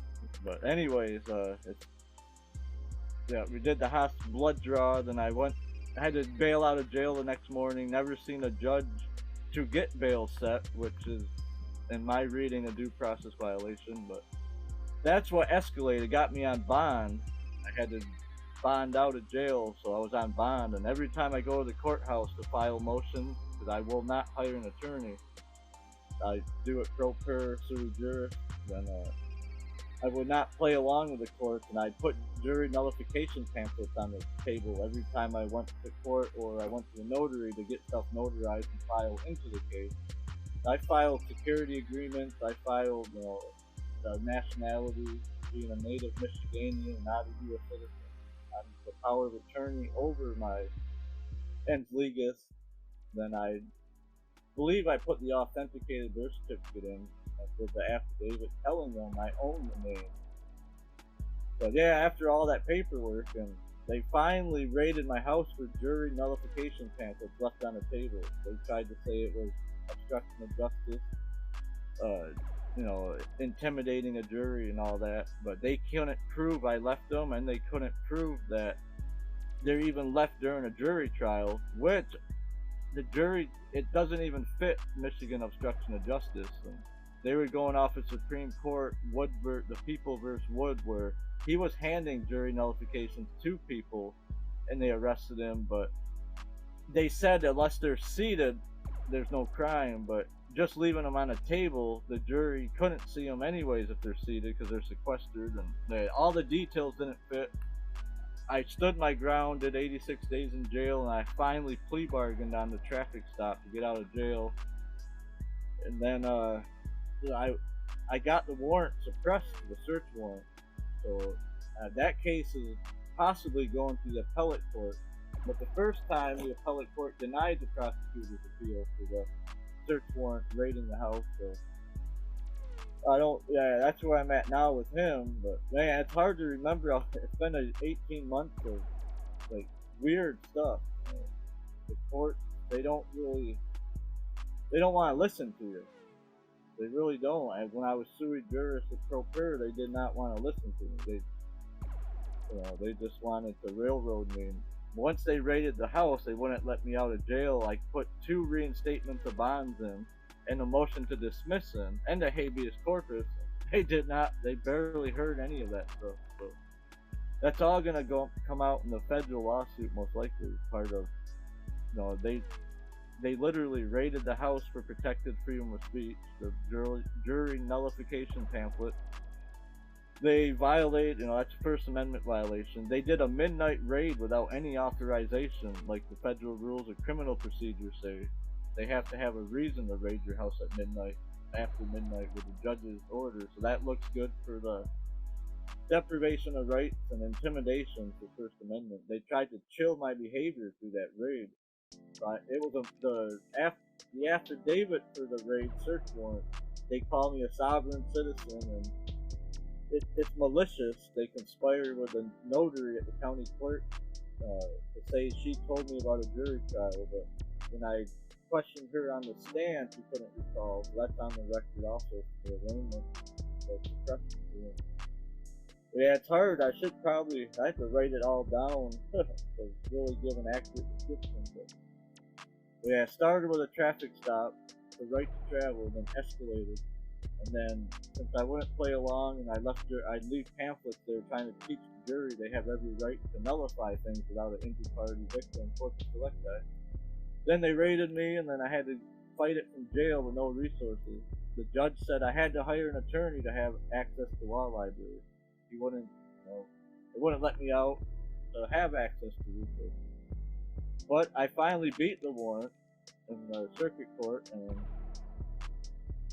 now he might appeal it, which is, I'm moving it federal either way, so that's what I'm working on, learning how to move it federal if he does appeal it. But I'm pretty sure I just filed a federal lawsuit, and then, if he does file the appeal, I just, when I serve him, they'll say remove the federal court. But that's where the AI and the legal knowledge could help in my situation. Yeah. Well, what I think is interesting too with yours is that they had already appealed it one time and then it got denied, right? Yeah, it wasn't a final order from the circuit court judge. He was trying to appeal the search warrant being quashed, and they said it lacked merit. So I don't think they tried to push an attorney on me the day I got it dismissed. They said, oh, you're not, they said, well, now he's going to appeal it. He has a right to appeal it. You want an attorney? And I told him, no, I can handle it. And there's a weird energy. Hey, David. Yep. Jacqueline Fig has some YouTube videos on how to move your case. Yeah, I've watched her. Yeah. All right, yeah. Yeah, that's where I've learned a lot since July 2023. Well, I'm actually plugged in with Jerry Day. Jerry Day is actually the one who did most of her interviews. He has all of her footage. Yeah, I've only seen 3 of them. I don't know how many videos there are though. But he's got quite a few of hers. And yeah, he was the guy that was pushing her heavy in relation to video production. And it was pretty crazy because he was like, one of these emails, he was like, you're the next Jackie Fig. And I was like, man, I hope not, because she died in a plane crash. So, let's hope not, bro. I ain't trying to go down like that, So, that was kind of wild. But just, if you go up in a plane, just bring an extension cord. It'll get hung up on something. For real. That's funny. Okay. But yeah, so me and David have already been moving forward in developing some of the civil complaint. We've already got the draft and template started. His is going to have to get very, very detailed. I don't know if all of y'all know, but again, I'm just going to let y'all know, even if you don't. I know we got some new people in here, but just briefly. I didn't even finish off what I was saying in relation to, it thought of me, but how we got blessed after that prayer that me and my chick did together. So after we prayed earlier this week, my daughter, in the morning while I was in here in the meeting with that company, my daughter and my significant other, Leah, she takes the kids to school. And all of the schools are literally 5 blocks away, y'all. Our street, you walk right down it, and there's all the schools: high school, middle school, and elementary. So it literally takes us 3 minutes to get the kids to school and back. So she takes Luna to school, and as they're leaving, my younger daughter opens the door while I'm down here and goes running down for mama down the street, right? And so she comes home, I have to leave the meeting, we go find her. Anyways, CPS ends up getting notified, and they call us yesterday, okay? And the dude was very, very nice. Very nice. I told him right on their phone call, initial call, I was like, hey man, I don't want to have issues with you. I really don't want the government in my life. He's like, I work for the government, but I don't like the government either. I understand. So he came through, and it was a great conversation. Like, literally came through, and in 5 minutes, he came in 5 minutes, and we kind of spoke about what happened. And then for the next 25 minutes, we were just talking about anything and everything. I shared with him my YouTube. He got a free copy of my book. Like, it was cool. It was really good. And what was weird about this, though, is that we had just prayed. And in this prayer, we get done talking, and he's in the kitchen, and we're all, chilling. And he gives us his card, and he's like, well, do y'all need any services? I was like, well, not really, And he said, well, what about childcare or something? Y'all want some childcare or something? And Leah turns around, she goes, maybe, and so he's like, all right, I'll give you my card. And then he goes, well, what about anything else? Y'all need some rent assistance or bill assistance? And I'm like, no way, bro. Are you kidding me right now? Like, it's the most wildest thing. And then a couple of more hours go by, and I get a call from a good friend, and he says, hey man, can I donate $1,000 to you? And I'm just like, no, bro, this is not happening right now. And I just want y'all to realize God works in the most mysterious ways when you put faith in God. Like, as much as Zeke be saying, like, do you want to get your job back with them? Do you want to still have a relationship? Benefits and privileges. You know what comes with those. Yes, I was thinking the same thing, brother. Hallelujah. What do you mean by that? Please, what do you mean? What? It's a trap, bro. CPS is the government, man. So when they're going to offer you, they come in the form of an angel of light, but really they're workers of iniquity. And you know that because you're aware of the government and taking away our rights. So they come dangle the carrot in front of you with a handout, but ultimately you're going to have to enter some kind of agreement, some kind of covenant contract with them, where now they'll be able to exercise authority over you in some way, shape, or form. But in what context are you speaking about this? I'm still confused. Because you had mentioned. Man. Go ahead, brother. Show up and say, "Oh yeah, we're here to help you." You want something? Oh, we got these. You talking about CPS? Yeah, you made it sound like they were offering you like rent assistance and childcare, anything that they offer. Like if I was in that position, I wouldn't accept anything from them. Yeah, nope. Get out of my house. Have a good one. Yeah, exactly. There's a hook inside that worm. Yes. Okay. It's a trap, bro. I wouldn't jump on a hand grenade, but I'm not gonna tell you what to do. Okay. Yeah. Just like in jail, don't accept any offers. In jail, it's the same thing. Okay. All right. Well, I was just speaking on the aspect. I was just speaking on the aspect of. Well, I guess I was just speaking in the. Oh, sorry. Go ahead. I'm here. I'm from the government, and I'm here to help. Various words in English, like without a doubt. Yeah, and I understand. I guess I understand what everybody's saying. I do understand what you're saying. I just felt as though it was kind of a blessing in disguise. Yeah. Like the power of prayer is amazing. Yeah, it's like these cops, had. Because when Leah drove down the street to go find Anya, and I'm walking down the street too, and as soon as I'm walking down the street and Leah pulls up and gets Anya from our neighbor, the cops both pull up, and there's another 30-45 seconds, and they're already talking to Leah.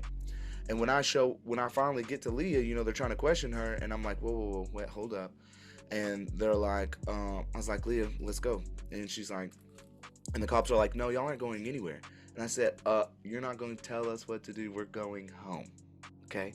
And we went home. And so that's why they called CPS, right? Because we wouldn't engage with them.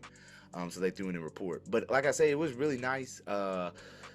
Dude, did subscribe to the YouTube channel. He got a copy of my book. So, it's cool in that regard. But I'm just saying that the power of God in prayer is amazing. And we're just blessed to see that anybody would even offer if we needed it. But I think other than that, you know, I'm really putting my faith in God. I know it's going to be hard at first, but it's time to turn up. It's time to go all the way with the injunction process. It's time to do this full time from 7 a.m. to 11 p.m. every day, helping people, doing whatever I can possible to be able to bring up the knowledge of everybody and to empower people with this knowledge, because it's very important that we move forward. And I'm just going to depend on God with all this, and I'm going to lay it in his hands like Luis says, and I know it's going to be taken care of because it's already taken care of. Things happen the way they happen. All right, so what else we got going on? Just one tidbit. Seek ye first the kingdom of God, and all these things will be added to you. Straight up. So if I wanted to go over anything else, what I would want to go, who's got some stuff they want to work on? Anybody? Me. I want to work on getting that injunction book. Oh shit, chill, bro. I'm gonna call you out just like that right now. Okay, well, go ahead, Steve-O. Come on, talk up. All right, so sorry if I just tell my whole story here. Yes, please do. All right, so it all started 2 years ago on Thanksgiving, right before Thanksgiving. Me and my wife had an argument, and she had called the cops. So the cops came, and they could clearly see that everybody was fine, and it was basically a verbal altercation. He then immediately wanted my ID when I said I'm not providing that. I didn't break any laws. He started on his spiel, and I resisted it all. And it got to the point where I had to go to work or call off. So, you know what? I didn't want to lose my job, so I gave him my ID. And I had a warrant for fines, for driving fines, quote unquote. But I ended up going to jail and then paid the fines the next day. And I got out. And I thought that was done with. Then I get pulled over. Or I was headed home from work, and I fell asleep at the wheel at a stop sign, and I rear-ended somebody. And there was no damage to his truck, but my truck was totaled and disabled because it nicked the tranny line with his hitch, and that caused my vehicle to be disabled. So the police showed up. Well, he showed up, and he asked me what was going on. I told him, so you're driving? I was like, no, I wasn't driving. I travel in my private automobile. I exercise my rights and invoke my Fifth Amendment rights. So I immediately stopped talking, but I gave him my ID. I don't know why I did that. I think it was just from the shock and the adrenaline from the accident. I just made a mistake. And it comes out I had another fine for warrants. So he took me to jail that day, and I paid the fines that day. And moving on from that, I thought that was all. But that wasn't squashed. But then I went to court for that, and the district judge they have I think they're just as ignorant as we were, you know. And they're not ignorant. It's intentional. Yeah. I questioned the officer, and in the relevance, there was like 8 different charges, and they were all having to do with state statutes and the traffic laws and all that. And I basically went at him on it. But in the beginning, there's no recordings going on, so I requested me to record it audio for my records, and denied that.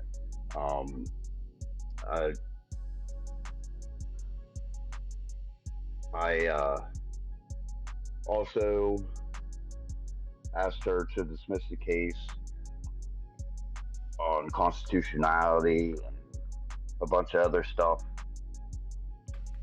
So what she did because we got into a big argument about recording this thing.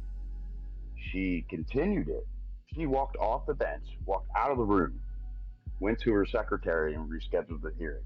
I get the hearing papers in the mail, and it said that I was that it was being continued for me. And so I went to that hearing, and at that point she had asked two other officers to be there for the hearing, which I believe is intimidation because of the rest of my story. So after this hearing, after she found me guilty of everything, and I got to do this and I got to do that, I had a conversation with the cops, like a little powwow about the Constitution, and they just fire me with questions about this and about that. It was like, it's all traffic, bro. It's all commerce. It has nothing to do with you in a private capacity. You are above yourself when you're in private. You're above the law. We're first. We're the creators of them. So they can kick rocks. So that meeting went, and then I filed my appeal. I went in front of the Court of Common Pleas, and as I'm questioning first I walk in, the judge has been my attorney 5 or 6 times in the past, who has convicted and basically coerced me into pleading guilty, because at that point I didn't know my rights. I got 12 pages of driving without a license, literally 12 pages. And the best thing he could have did, the DA could have done, was implement my driving record into evidence, because it clearly states in 2004 that I surrendered my license. Clearly states it, and never accepted a contract since then. So I'm questioning the cop about the Constitution, and immediately the judge starts, the DA starts laughing at me, and then the judge tells me if I say one more word that he's gonna throw me in jail for contempt. So I sat there, and then he asked me if I wanted to testify or have a closing argument. I was like, well, I'll just do both. I'll just combine it all into one. So I start, and he cuts me off immediately. As soon as I start talking about the Constitution and all the acts and everything that goes along with it, clearly states it has nothing to do with private capacity. So he found me guilty. And the funny thing is, driving without a license under DUI suspension is 90 days, 1 year, and then 18 months. He didn't send me no jail time, and he gave me the fines. So I got to pay $3,500 of fines for driving my vehicle to work, to get back and forth to work. But you wasn't driving. I know, traveling back and forth to work. Yeah. So now, and then I had. Would you pay those fines? No, they're just now being implemented into the probation department. What do you mean? They trying to throw them into your probation to make you pay them? I don't have probation. Bring in $3,500 worth of coffee beans. I'm telling you, bro. Probation. I ain't paying nothing when it comes to they debt collection aspects, bro. I ain't paying nothing. Y'all gotta be messed up. You keep trying to collect. There ain't no such thing as debtor's prison, homeboy. It don't work like that. You try all you want, but you ain't collecting nothing from me. Yeah. $1 to the bean. Okay, now wait, hold on real quick, Steve-O. You're gonna have to speed it up just a little bit. All right, I'll get there. Okay. So I went to file the appeal for the Superior Court, and the clerk who she was very rude to me when I filed my first appeal, and she like coerced me into paying the $800 for each individual charge, which I didn't know at that point that you only have to appeal one charge, correct? And then you're when How your you local rules are. when you tell them your relief, then you can put that in there that you want the rest of the charges dismissed. Okay, yeah, seems like a good plan. And so stemming from I go there, and she's very abrasive and condescending, like talking to me like I'm a little child. So I keep it as respectful as I can, you know. And at the end of the interaction, I let her know that I'll be filing a complaint. And so I left, and she had me all juiced up, and I forgot about my transcripts for the case. So I went back in. As soon as I went back in, the sheriff told me, asshole, if you say one word out of line, I'm throwing you out of this jail. So I let him know that, you know, his qualified immunity is gone right now, and he is liable for all injuries that I incur from this. So we go into the cemeteries, and we leave, and I start telling him about I wasn't being a jerk, I was just doing this. And him and his partner immediately put their hands on me, pushing me out the door, assaulted me. You got this on video? No, it's on record. I sent it to you, actually. Okay, you sent it to me in my email? No, it was on your phone. On my phone? Okay, I gotta get through those. But Steve, you're making a seasick. Hold the camera right. There we go. Okay, so they tried to arrest me, and I stood on my rights. What's the law? You don't have any right to my ID. I didn't break the law. You can't trespass me from this property, and blah blah blah. And so I left. And I was so grateful that I audio recorded it. But it's really hard to make out unless you know what's what. So moving on, the next day I get one of them orange disabled stickers they put on your vehicle telling you to move when you don't have insurance or registration, that you can't park in public property or parking, you know. So I gave them a cease and desist letter. The cop that issued that was present in the meeting between me and the three cops. Fast forward to just this past Thanksgiving, I was on my way home from work, coming through town. The cop seen me and immediately got behind me, ran my tags. Tags didn't come back to nothing because I don't have a contract. And he pulled me over right in front of my house, and he started the whole cop spiel thing they do, and I'd let him know that I'm traveling, not driving, and he's out of his jurisdiction. He demanded ID. I said, "What law did I break?" He's like, "It's statutory." I was like, "Well, statutory doesn't apply to me in my capacity." And he got all butthurt about that. And then I get citations in the mail, 4 of them. Okay. Yeah. In the mail. Yeah. Now the cop that pulled me over this time is another cop that was in the meeting with me and the 3 cops. So all 3 cops are engaged in. What's that? When they send you stuff like that in the mail, do a refusal for cause without dishonor.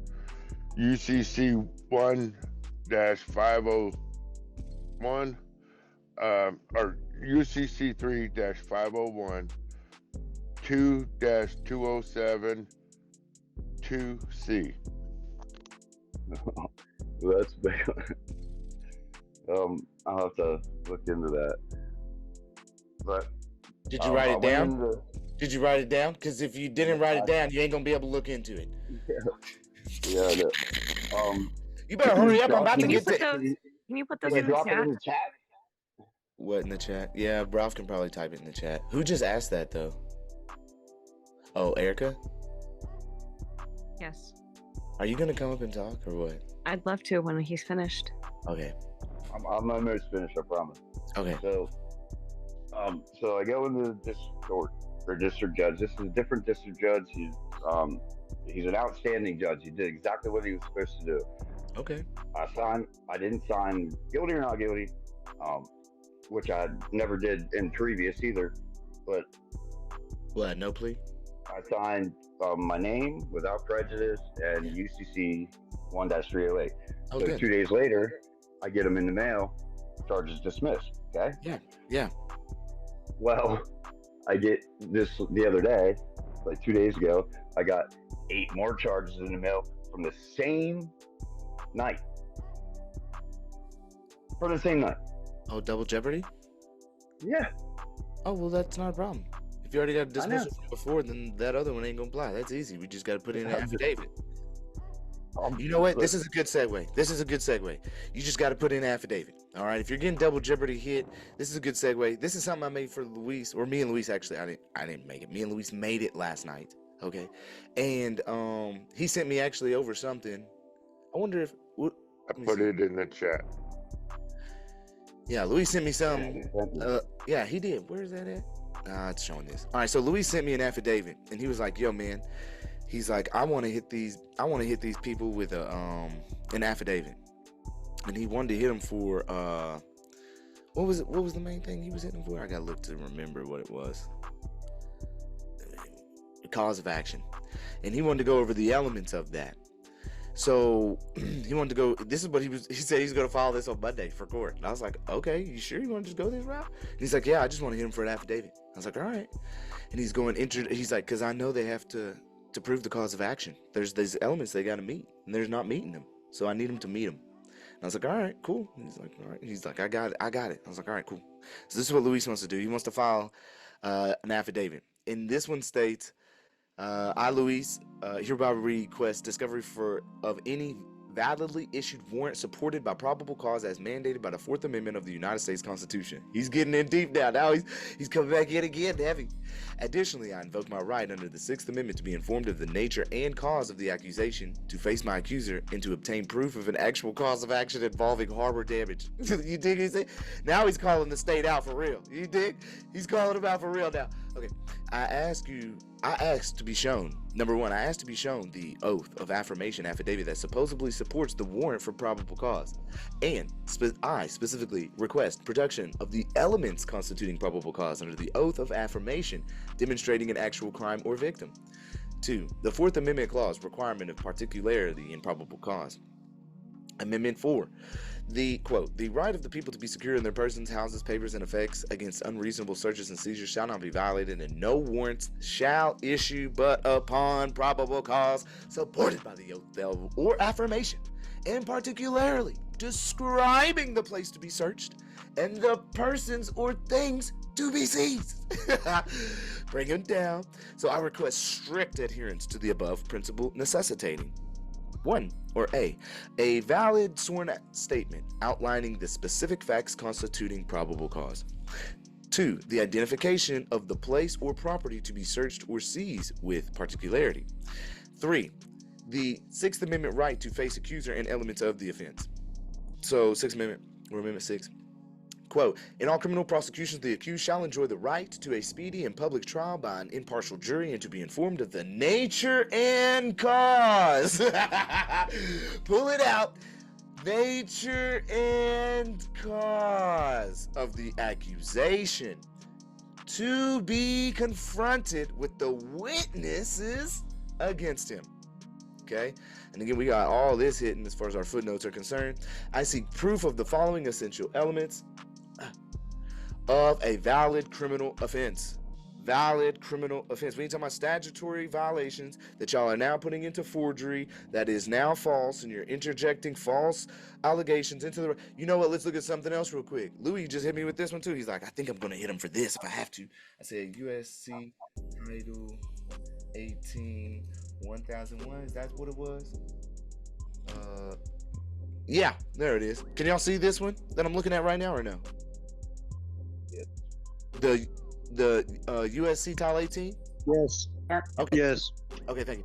So 18 U.S.C. 1001 is a federal law that prohibits the making, use, or concealment of false statements or documents. Okay? What does UCC 101 prohibit? Knowingly and willingly falsifying, concealing, or covering up a material fact. That's in court. Oh, we know that this Mr. Christensen has done this. We know that the judge has stated, in my mind, I see no difference between a trip permit and a private plate that you made. What? How do you not see a difference? One is an official document, and the other is one that I made that's mine. So in your mind, it doesn't work. So you're making false, fictitious, or fraudulent statements or representations into the record, Judge. Making or using any false writing, that would be the legislation in which you said you was looking at, or document that contains false or fictitious or fraudulent statements to enemies. Maybe that one, entries, that one might not fly, but the rest will. You see what I'm saying? So, coming back over to the affidavit, I seek proof of the following essential elements of a valid criminal offense. That's why Louis wants to do this. He's like, bro, I really want to. Okay, I was like, all right. So, actus reus, guilty act, a prohibited physical act or omission outlawed by law. A prohibited physical act or omission outlawed by law. Okay, you have to give me notice of what y'all saying I can't do, because I ain't say I can't make my own private plate out here. It don't explicitly say that. It don't say I can't make my own private plate. Where's it say that? Because you can't ever say that. I'm the number one. Like Steve was saying. Mens rea, guilty mind. Uh-oh, these are a pair. They go in tandem. They're like yin and the yang, okay? You have to have a guilty act and a guilty mind for there to be a crime. The guilty mind aspect is mens rea, the required mental state at the time of the act. Intent, knowledge, recklessness, and negligence. They can't prove intent, even though that's, I would have been objecting. When that dude was coming onto the record and being like, yeah, well, other people that are required to have to pay the licensing tax fees, you know, they pay it because of the roads and the tolls and it takes care of. Okay, you said it perfectly. You did say it very well, but I object to being in that classification of not being able to be free as a commercial driver on the roads. You know you can't enforce, you know the state can't force me to get a driver's license to travel, man. Why are we playing this game right now? Why are we arguing about this bullshit? Causation, a direct link between the actus reus and the resulting harm of a complaining party or victim. Without a verified flesh and blood complainant, without a verified flesh and blood complainant, we are talking about sworn affidavit, bro. By a living, verified flesh and blood complainant, alleging tangible harm, or without these fundamental components, or you could even put in there, or without a contractual agreement with the state whatsoever, there is no valid cause of action. Pursuant to the Sixth Amendment, I must be allowed to confront any alleged victim or witness whose testimony forms the basis for criminal charges. Why? Why? Because again, the corporation cannot, it's a conflict of interest if there's no crime. If y'all out here just willy-nilly conspiring with other departments, it wasn't just the sheriff's office, Stevens County, that was doing this. They done called Jeff Evers. He's part of the Washington State Patrol. You got two different agencies conspiring to tow a man's vehicle and leave his kids out on the street because he's preaching on private property. Wild. Or any alleged victim. Parallels. Rule 60B, right? Yes. Rule and several Rule others. 60B. Let's go into it. Let's pull it up. Rule 60B. Rule 60B. Let's see what we got. Relief from a judgment or order. How would relief 60 or 60B, which is grounds for relief from a final judgment or order proceeding? Yeah, I guess so. On motion and just terms, the court may relieve a party or its legal representative from a final judgment, order, or the proceeding for the following reasons: a mistake, inadvertence, surprise, excusable neglect. Yes, it would apply. Good find. 2, newly discovered evidence that with reasonable diligence could have not been discovered in time to move for a new trial under another one, which is Rule 59B. Fraud, whether previously called intrinsic or extrinsic misrepresentation, misconduct by opposing a party. The judgment is truly void. The judgment has been satisfied. Yes, most definitely. That's pretty awesome, man. That's cool to It, see it that commands Louis did that. original jurisdiction. Because I turned him on to the subsection 1001 the other day in the Discord. That's awesome to see that. This is what I was talking about, man. This is great. Spreading knowledge. And the 14th Amendment, most of it sucks, but the end of it, the equal protection under the law clause, that's the part of the 14th Amendment that means something. We're supposed to. Yep. Right? Most definitely. Yep. I make an This group is objection awesome, here. man. This is great. This is. Yeah, go ahead. Sorry. Okay. First of all, that what she brought in doesn't apply, and what we're talking about now doesn't apply, because the affidavit that he's writing there, it really needs to apply to the motion to dismiss the charges. Because see, the charges don't state a cause of action. So we have to stay focused on that issue. And that supports that it doesn't support a cause of action. It avoid judgment. There hasn't been a judgment here yet. See, everything you're saying is true, but it's not applying to our specific goal of going to get the case dismissed.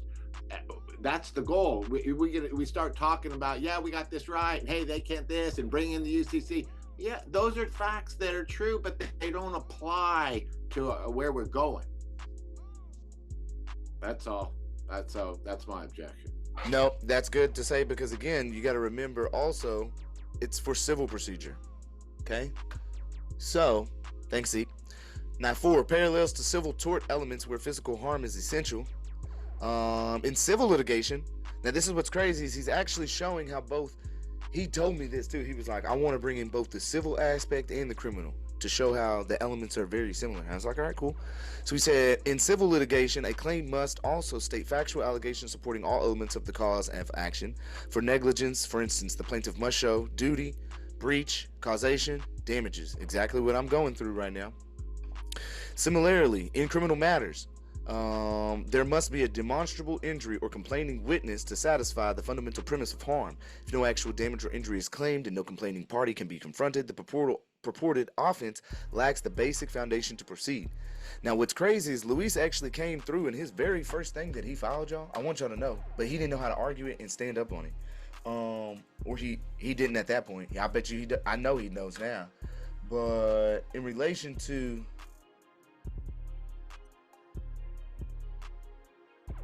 he filed this bad boy first, and we've already gone over this. Y'all know this bad boy. This is the easy motion to strike. And again, this is the surface level of the deeper aspects of what I'm going into now in relation to injunctions, just the whole aspect of the deeper comprehension of knowing how this truly works when you stand on it, without giving or waiving any jurisdiction, never, submitting to the jurisdiction whatsoever. And really just standing on it. The objection for lack of ratification of commencement, no claim. Okay. The no corpus delicti, the no plaintiff, no real party in interest, and the lack of personal jurisdiction and commercial nature of alleged offenses. Okay.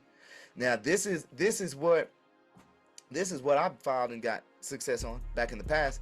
But what I'm saying in relation to this is like, we're getting deeper now into understanding. He filed that first, but he just didn't know how to argue it. So when they came through and he just started making these statements, and Luis is just like, he wasn't rebutting them good enough for the judge. Like that, I think it just kind of, it kind of failed. And he says that too. He knows that. He's like, I just didn't know. But now I think we're coming back into that even more heavily, and now he's starting to really comprehend deeper. It goes from, you go from this to I want to file everything and prove my point, to then coming back to saying, okay, we need to come back to the foundation. Now I understand how all this law and statute works and how all these things are operating, and I've disseminated that without no issue, knowing that it's not applicable to me. So if we don't even need to worry about that no more, let's get back to the foundation now, right? And that's where we're coming back to. So the That's necessity. right, Cameron, if I could just interject, you're Yeah. 100% right. And what we're doing here, see, he's pointing out the conflation between the civil and the criminal. And what really is going on, it's a civil procedure that they're pulling on us for criminal penalties. So this is how it's all brought together. Now, our understanding of how to pull it apart is more complex than it needs to be. You know, but you say we're bringing it out. So because and the problem that a lot of us have, we do it just the way you explained it. We get it, and then we learn all this stuff, and like I said, it's true. It could be true. It could be true. It could be true, but it's not relevant on this point. And that's what the procedures are all about. When we go through, it's a step-by-step process, and we don't need to bring in all the extra knowledge. And then the way we're saying it also, it messes them up because we're saying all these things. We're not using the words that they're used to. And we can use the words they're used to because we have the understanding of them from the foundation, but it's communication there. And that's why it's a motion and then appoints and authorities and an affidavit to support the motion. And then when it's brought that away, then it shows they can't do it. They can't respond to us because there's really nobody there. We're not fighting against anybody. We're beating ourselves up in the ring by not hitting anything. See, and the way I kind of do it is like, if you're going into the boxing ring, well, you're going to lose. You're going to lose. So when as you're going up the steps, you look over at the ring and you go, wait a minute. The ropes are supposed to be 10 inches apart, not 12 inches apart. We can't fight. Hey, we can't go in. See, the no cause of action. There's no reason to fight. So we beat it at the beginning. Yeah. And the more we understand it, we bring it down specifically so that they can understand it without all the excess verbiage. I like it. The other thing too is it's criminal, right? But criminal proceedings are civil in nature. So no, they're not. There's civil and there's criminal. They're two different separate proceedings. There's what's called an aforementioned before them. They're totally different. Right, I know that. But what I'm saying is the criminal proceeding is civil in nature. It's well, you similar. go by the rules, yeah. You go by rules, proper rules, yes. Right. Well, the other shitty thing about the rules and procedures and all that shit is we all know that they don't follow any rules and procedures. That's the other problem. Well, there's a federal rules to. Right, when you force them to, maybe you got a chance. Wait a minute. There's federal rules of civil procedure and there's federal rules of criminal procedure. So you have to look at the ones that criminal.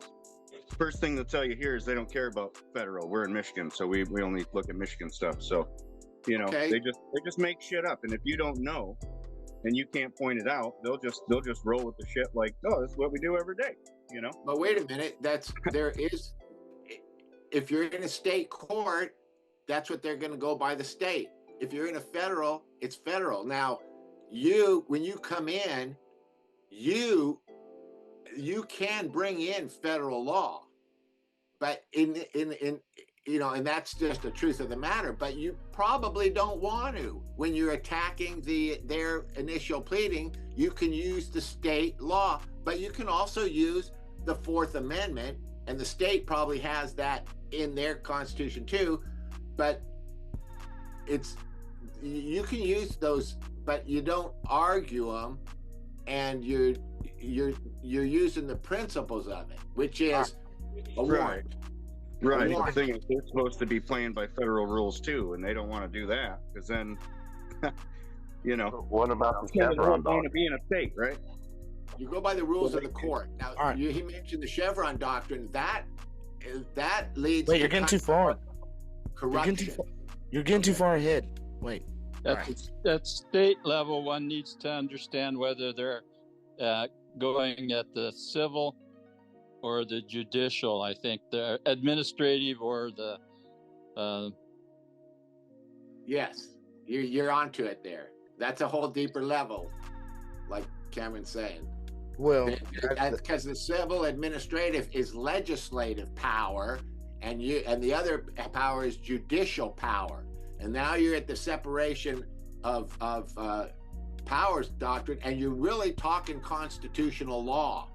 No, I'm talking about the different states. Like Washington and Oregon are different in how they administer it than California. If you get pulled over and get a ticket. That's right. Yeah, they all have their own set. All right, I'm gonna go into what is this?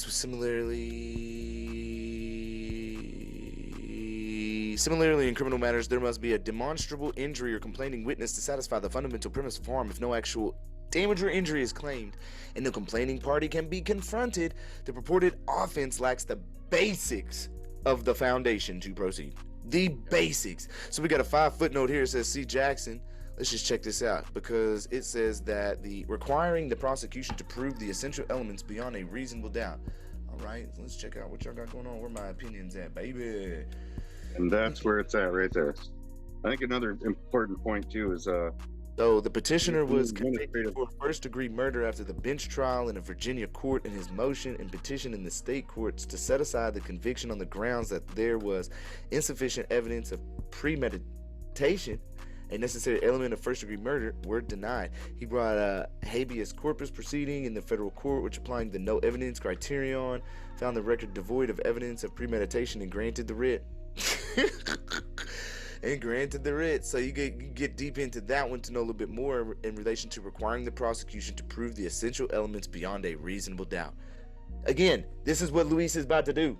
So he going on Monday and he's saying, you know what, y'all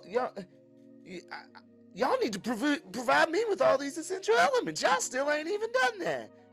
Y'all thought y'all was gonna get by on me not making y'all do that, huh? No, we're doing it now. Let's get to it. So the conclusion and declaration. I request immediate disclosure and verification of any and all warrants supported by oath or affirmation justifying probable cause, the identity of a real living complainant and the nature of purported harm or damage, compliance with both actus reus and mens rea requirements and demonstration of causation. Without these showings, continued prosecution violates the 4th and 6th Amendments as well as due process requirements of a legitimate cause of action. Ching chong. So that's what he's wanting to file. Cam, can I ask a question? Who's that? Awesome. Giselle? And then is Erica still in here? Because Erica, you need to come up too. Come on, Giselle. Yeah, what's up? So, can you please go over how an injunction is related to? Because while we're fighting it out in court and we're winning our cases, we're getting our stuff dismissed. The tow companies that take our property illegally, the clock is ticking, the money is running up, and our stuff is being stolen and sold off while we're winning our cases. So how can send them a true bill? Okay, can you please talk about that? Because that's what my concern is. Like, while we're fighting it out in court and we're winning our cases, our property is still being sold and stolen illegally. So, Cam, can you... When they've taken your vehicle without a warrant, that is, taking of private properties. They didn't have a warrant to take your vehicle, so they stole it. So you do a true bill. Go to like Enterprise Rent a Car or Hertz Rent a Car, read their rental contract, do the wording similar to that, send them a true bill, send the cops a true bill, because they've stole your property at gunpoint. Right. And now the tow company is an accessory to that theft.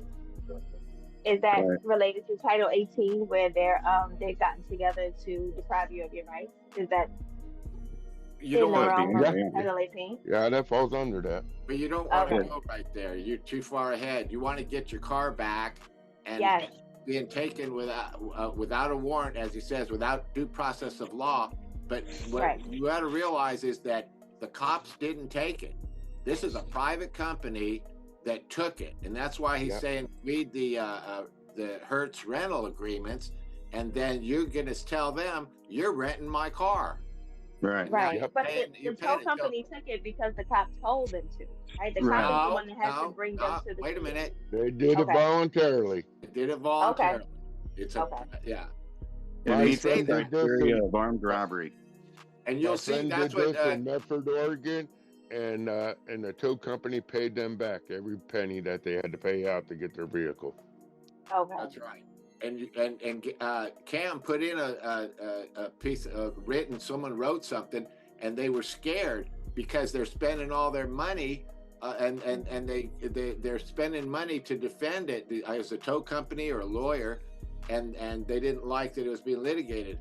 With that, I sued the tow company, and once it was under a Title 42 action, but once they got past that, they came to settle because the tow company has to pay their own lawyer. Right. Once you get them in a position where they're going to spend more money fighting, whether they win or lose, they don't want to do it, so they'll settle. And that's kind of what your letter is telling them. You're billing them, and they're going to owe you, because just like they're saying you owe. You're charging them $500 a day rental fees. Okay. Yeah, and you want to be reasonable in all your stuff. You don't want to be trying to do anything outlandish. Got it. What Thank about you, the guys. contents?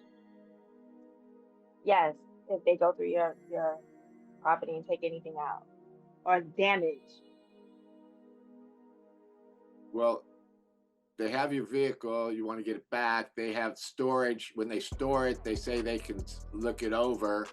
You know, if you have evidence, well, you can claim they took the 5 gold coins out of, whatever. But if you have evidence of it, then that's even better. But that's just an allegation. Do they do an inventory when they impound it? They sure probably did. So, do you think it'd be prevalent to when you send them the true bill? Because I'm in the same situation here. Also, send them a copy of your title, proof of they ownership. want a registration to let it go. Well, yeah, but fuck that. It's your private property, right? So if you send them a copy of your a copy of the title, proof of ownership, right, along with the rental, right? Does that make sense? Well, we already know it's yours. You can, I guess, but that's not. See, that doing that doesn't do anything either way, because everyone knows it's your car. Okay, whatever you call it, everyone knows it's registered to you, whether you registered it or not. You have a bill of sale. I mean, and that's not what they're concerned about. They're concerned about having the fees paid. Right, but the fees were established by not you, and it's your property. I know, and they took it. They're private. They got your property. They want something for it. You're telling them it's my property, and I'm gonna charge you rental. It's like ransom. Believe me, Trying they're to going to charge you give you ransom your money. vehicle back. There you go. Okay. Just got to do it. Right, Here's and you the could say problem. in there too that I'm willing to waive all my fees, right, for the simple return of my property, and here's the proof that it's mine, right? Yes. And I'm going to be bringing this to court if you guys would like to go to court about it as well. So here it is. You don't even need to say that. Well, right, but I'm just, Because Yeah. when you do that, I think that's what happened with Cameron the other day with his talking to his buddy who was going to steal it, his sales. The guy says, well, I'm not convinced. Then he says, well, you might have convinced me. And then he goes, but now you threatened me.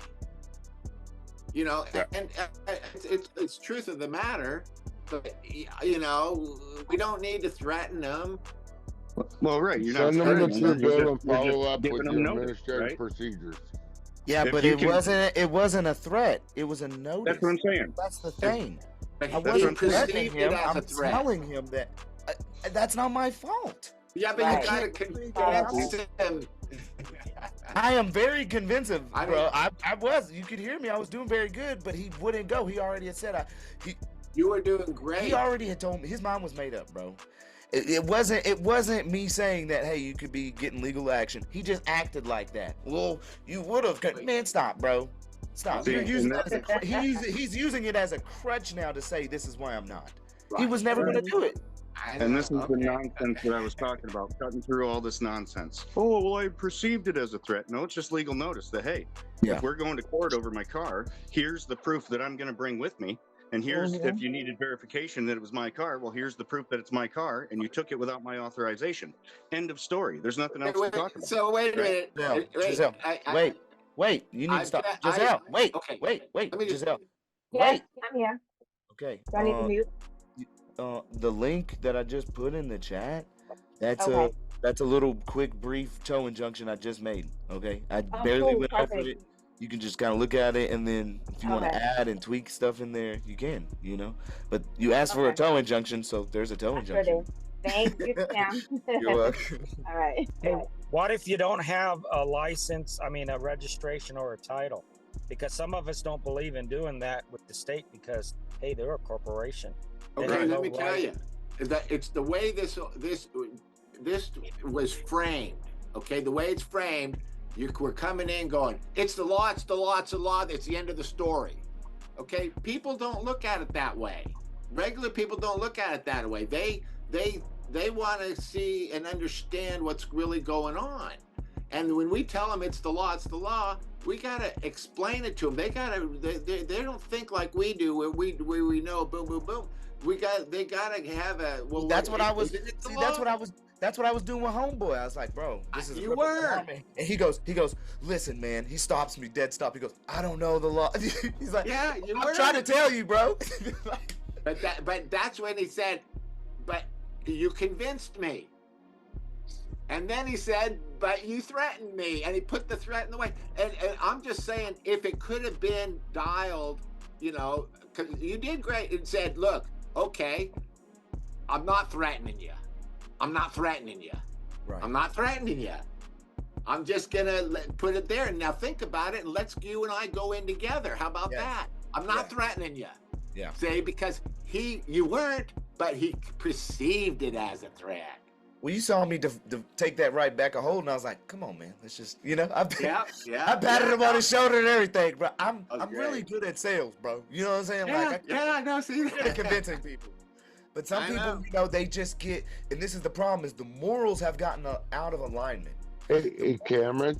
Hold on, let me finish this thought, please. The morals have gotten out of alignment, and what I mean by that is, there's only 3 consultants, 1 for each location.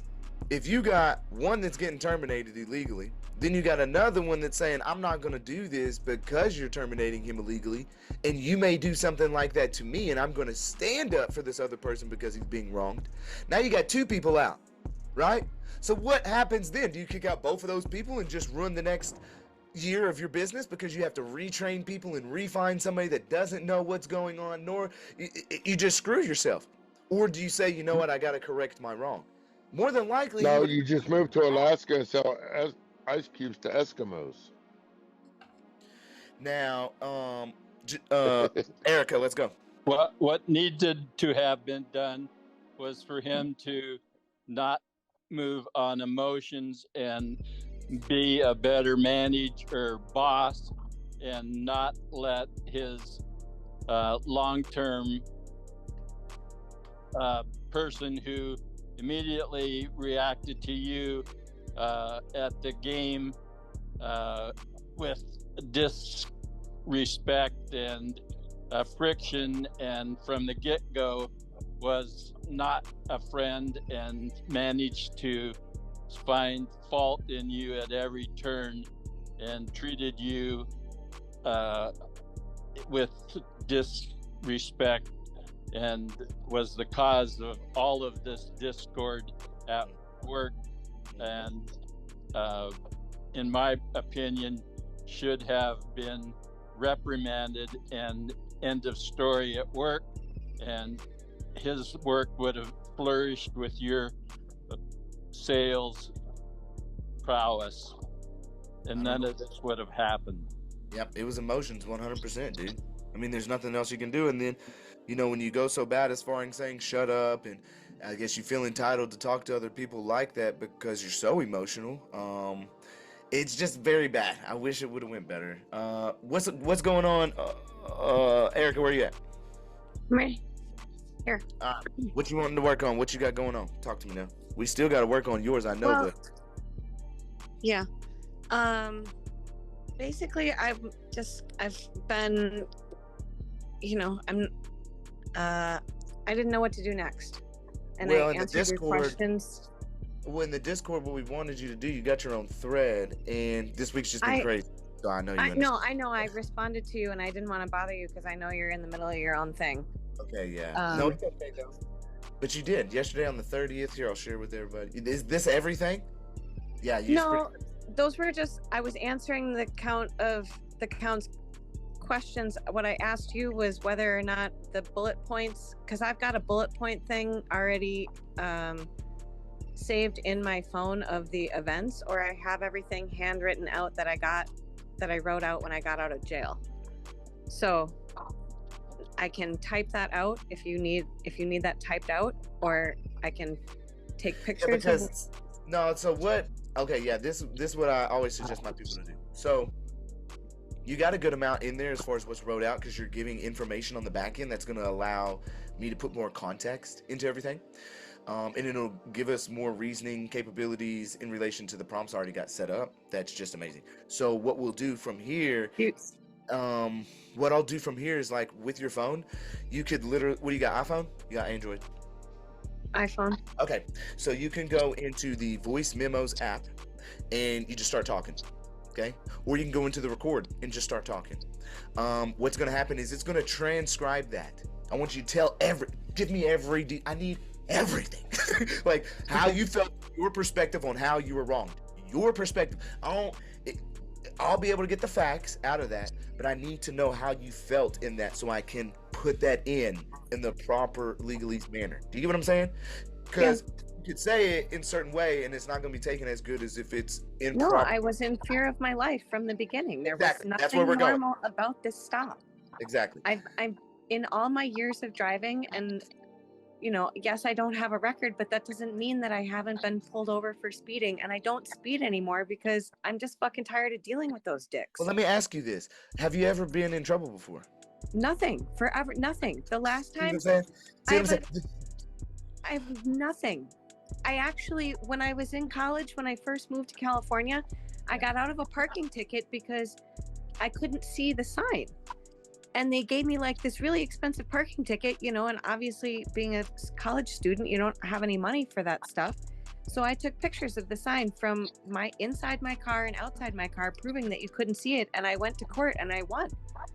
Like, I've been successful in getting things dismissed. I had the last time that I got pulled over, I was driving all of my mom's art back from Wisconsin, and I had a truck that had a governor on it, and this cop in New Mexico tried to say I was speeding, and he also wanted me to get out of the car. And that time I did, but he was trying to get me to go behind the point of view of the camera, and I wouldn't. And he wanted me to sign this ticket. I said, I'm not signing that. I said, I didn't do anything wrong, and I'm not speeding. And suddenly that video wasn't available, and the whole thing ended up got dismissed as well. But that was the last time I got pulled over or had to deal with anything. And the funny thing is that because I had to move so many times, I had been traveling freely with my expired tags. The only mistake I made was that I didn't take my tags off, but I figured I would just blend in better if I left them on. Yeah, that's perfectly fine. You could do that too, because again, you're not. It's all about how you're using the roads at that moment. Right, and I was traveling, and I did have a sign tucked in between my seat and the console that actually said this was a private conveyance, not for commercial hire. And when they found that, when they were searching my car, he squealed like a pig. Give me that. That's sovereign stuff. And he says it in his body camera that supposedly wasn't on. Well, it's really unfortunate that we don't have the audio from the conversation that he had with you. So we don't know how. Do you have it on your phone? Did you record it? That's why he opened the door, because I told him I was going to get my phone and record him because he was making me nervous. And that's when he lunged toward the door and opened it. And I saw him coming, and inside my brain was like, oh, fuck, this is not going to go well. How did the crowbar get involved, though? It was on the floor of my car. I thought so. I was just man. I've got a picture of it, of where at the outline, because I've got a bunch of crystals and rocks on my floor. I I know, have a bro. That's picture what I'm saying. Like, proving that's that I cannot move my hand up in between the seat with even nothing in it. yeah. And After he's I even got said out. he got hit, and then the paramedics are looking at him, and they're like, "Oh, I don't really see anything." And they're like, "Do you need help?" And he's all like, "No, but I'm a little dizzy." Like he's playing it Yeah. off now. Like he knows what he's done wrong, so he has to play it off as though, yeah, the whole body But the cam. other thing is that the whole time he's walking around, he's not staggering, he's not holding his head. There's Right. he's not displaying any outward signs. The No, best part is that I have his medical report from Verde Valley, which is not where the judge told me they took him, in my secret grand jury hearing on Saturday. And the Okay. medical report clearly states that there's nothing wrong with him. Mm. Now, the newest development is that I got my copy of what I told the paramedics this week Okay. in my request, and in it says that she alleges assault by the officer, because I did. I said he hit me. I'm like, and there's all these different. The only thing that they missed was that my knee was sore, but there's a picture that they took of my knee all fucked up, and I have a picture of that when I got out. It's still fucked up. My knee is more jacked up than hers, that she hurt taking me to the ground, which she says also in the video when he says point blank, "Did she hit you?" And Catherine says, "No, she didn't. I hurt my knees when we took her to the ground." And then Sergeant Leone says, "Oh, but if you didn't have to subdue her, but that woman ran in on, like." Again, they had She no ran problem. in on something Again, she didn't see. She didn't know well, what again, happened. okay, well, check it, Erica. Again, what was the probable cause of them opening up your door to try and pull you out? There's no probable cause. Was you no, there's- suspected of a crime? Did you get pulled over for a crime or a traffic violation? For supposedly running a red light, but I also told him that I didn't feel that I could stop safely because I knew there was someone behind Erica, me. again, that doesn't even matter. You're getting on to the point that where they want you. Get out of that. Get out of that and come over here. Move it away. Clear your mind. I'm done thinking over there. I'm coming to the forefront. What was the probable cause based on why they opened up your door?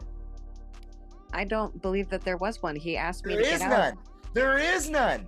So everything beyond that is fruit of the poisonous tree, if you wanted to argue that.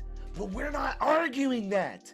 We're arguing constitutional violations in relation to the aspect that he opened your door in the first place. It's violations. Those supersede any claim he may have. Why? Because he is part of the corporation. You are of the highest. And it's also there's a the line state coming of after how me, this not goes. him. Huh? It's the state coming after me, not him. So I didn't injure the state, and I kept telling him that.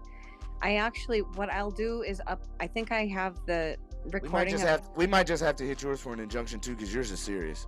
Well, and the other thing is that the judge entered my plea of not guilty for me, which Rick told me was illegal before he went dark trying to fix his website. There was no probable cause for him to open up the door. You didn't show any harm. You didn't show any violence. Just because someone is saying that I don't want to talk to you right now, or I'm requesting a supervisor. Literally, that's all you could literally be saying. Is in the car right now. In my mind, all I see you saying is, "I'm requesting a supervisor. I'm requesting a supervisor. I don't want to talk to you. Get someone else here. This is dark. I want to have a supervisor. You're not getting a supervisor. I mean, there's no body cam. I need a supervisor. I need a supervisor. I'm not getting a supervisor."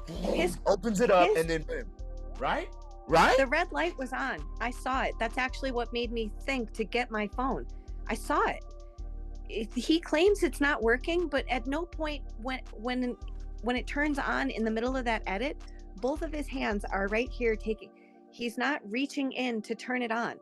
And you can see in the other videos when they go in, the camera shows their finger pushing a button to turn it on or turn it off or take a picture. And actually it turns on automatically on Catherine's when she gets out to let the dog out. So I think they've got a system set up that triggers every time they open their door, and when they turn on their light, they initiate on the lights. Yeah. it's supposed to just turn it on automatically. Yeah. So he's claiming that didn't happen, but it did, because it was on and running. So at no point did he go to turn it on. Maybe it was. Well, listen, that's like saying that my Wi-Fi is always going to work. Maybe there was just a glitch. It's okay.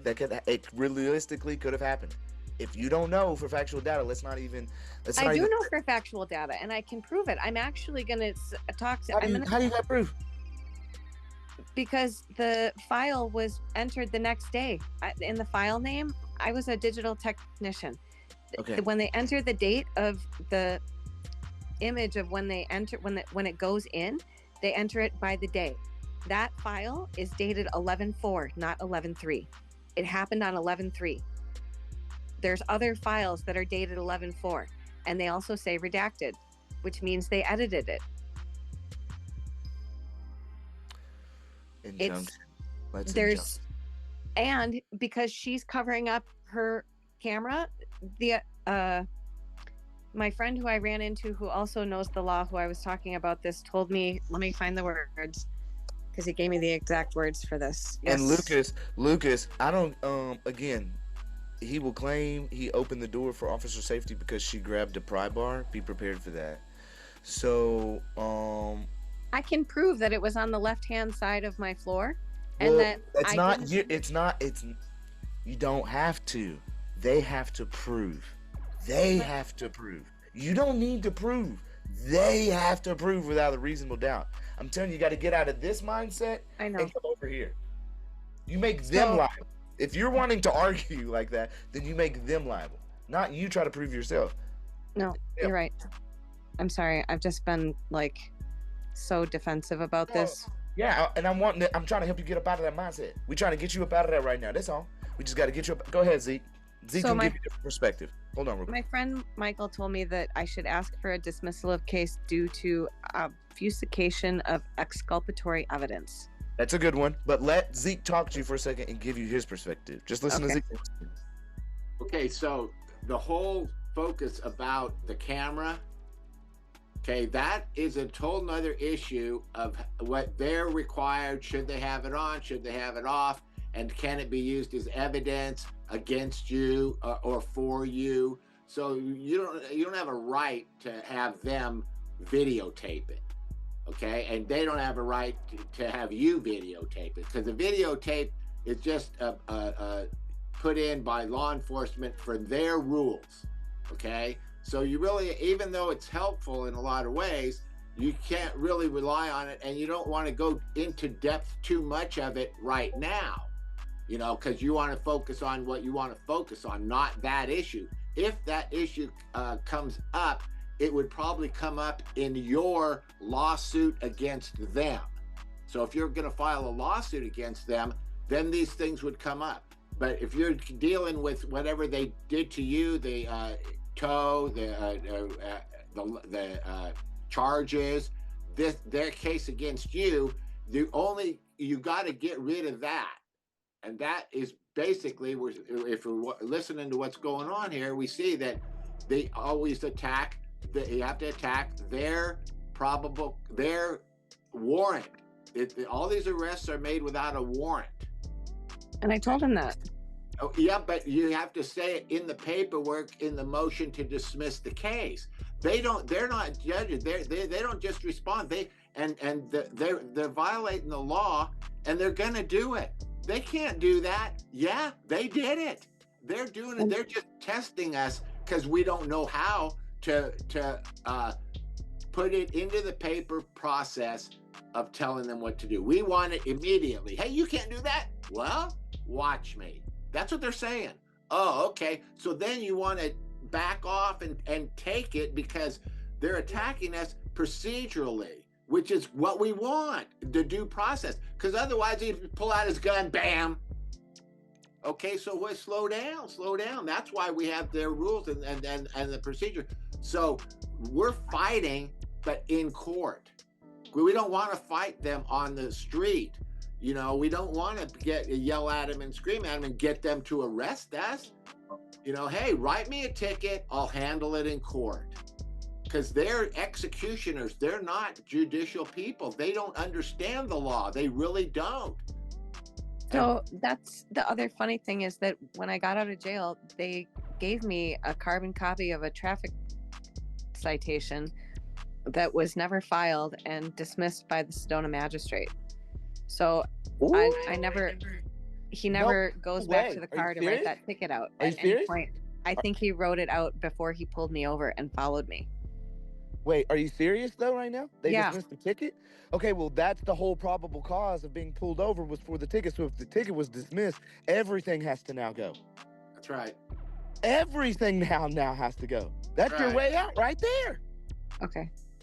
There's no reason to go back in and fight. Yeah, you got to have it all dismissed based on that. If the ticket, what other charges are there? Well, that was the only reason that they stopped her. So if that was dismissed, everything that follows after that is null and void, bro. That's right. It's called fruit of poison tree. If they dismiss the first charges, none of the other charges matter now. Well, they never filed the original. ticket. That's actually why it was dismissed. Okay, well, so if they didn't follow administrative procedure as they should have, then again, it's all null and void. That's how this works. Wait a minute. It's not null and void. What you're saying there is if they don't follow administrative procedures, then that is a block to the court taking jurisdiction. It's called the doctrine of exhaustion of administrative remedies. They have to do all the administrative, because you're kind of in court with the cop, kind of in the court. So he actually, if he dismissed that deal, then you won that case. So now what are the other charges? Now he's saying, well, she tried to attack me with this. Well, why would she try to attack you? How did this incident come about? Oh, you illegally approached her. Exactly. Everything that you did was in defending yourself for illegal actions being taken place, right? They even say in court opinions, right? If a statute is made and it goes against the Constitution, you can act on that right with impunity. Do you understand what I'm saying? So if there's an unlawful action that's being taken against you, right, and you even if you did defend yourself, you are in your rights to do so. Okay, now especially now that the ticket has been dropped. Okay, yeah, and because the ticket's been dropped, then the charges now being brought, are they being brought civilly? Because there's no crime. No, they're criminal felony charges. Right. That's why the criminal court can't hear it, because they don't have any foundation of a warrant or a valid incident. So it's just like you and the cop. You're there on the side of the road. He's there on the side of the road. He walks up with his gun. You pull out your tire iron, and you're looking at each other. Now he says, "Oh, she threatened me." Well, she maybe threatened you civilly, but not criminally, because you threatened her civilly with your gun on your hip. So that issue can't go to the criminal court. See, you have to have a probable cause to go into that court. What's the probable cause for that? Because they threw out the probable cause for the stop. So why was he there? So yeah, that's why you got a big civil suit, to be honest with you. Right, More but you details wanna getting get thrown the in there. charges This is set crazy. You've got no criminal history. Okay, you've got no signs of violence whatsoever. You run a red light. It's late at night. It's very dark. You have parked somewhere where you don't know. You're a little bit nervous. You know, this guy comes up demanding that you give ID and do all this. You're requesting a supervisor. He never showed me his badge either. He's not providing a supervisor whatsoever. He then violently opens up the door without probable cause of a crime being committed whatsoever to yank you out by illegal demands that you get out when you have shown that there is nothing. Well, again, they have to have something in relation to danger or threat, even to try to pull you out in the first place. But again, you've been requesting a supervisor and you haven't seen one yet. So they illegally pull you out. Then the tickets that they say they pulled you over for in the first place, you just might need to hit an affidavit like Luis just did. You know what I'm saying? Like, show the true harm of being pulled over. We'd have to, put it in terminology directly applicable to your situation. But yeah, it's like, if they dismiss the ticket, you good. Yeah. You good from everything else. But you also want to dismiss the charges. Yeah, and I want to dismiss my lawyer because he still hasn't called me back. Right, because he's holding you there. And if you get a motion to dismiss, just like Cam's saying, on the same grounds that there's no probable cause to give the court authority to hear a case. Warrantless arrest. Case to be there. Yeah, And warrantless arrest as well. Yeah, as in the arrest, right? And then and Warrantless false arrest. Yeah, 100%. Well, it was, well, let's put it this way. It was an arrest without a warrant. Yeah, and that's all that's needed, really.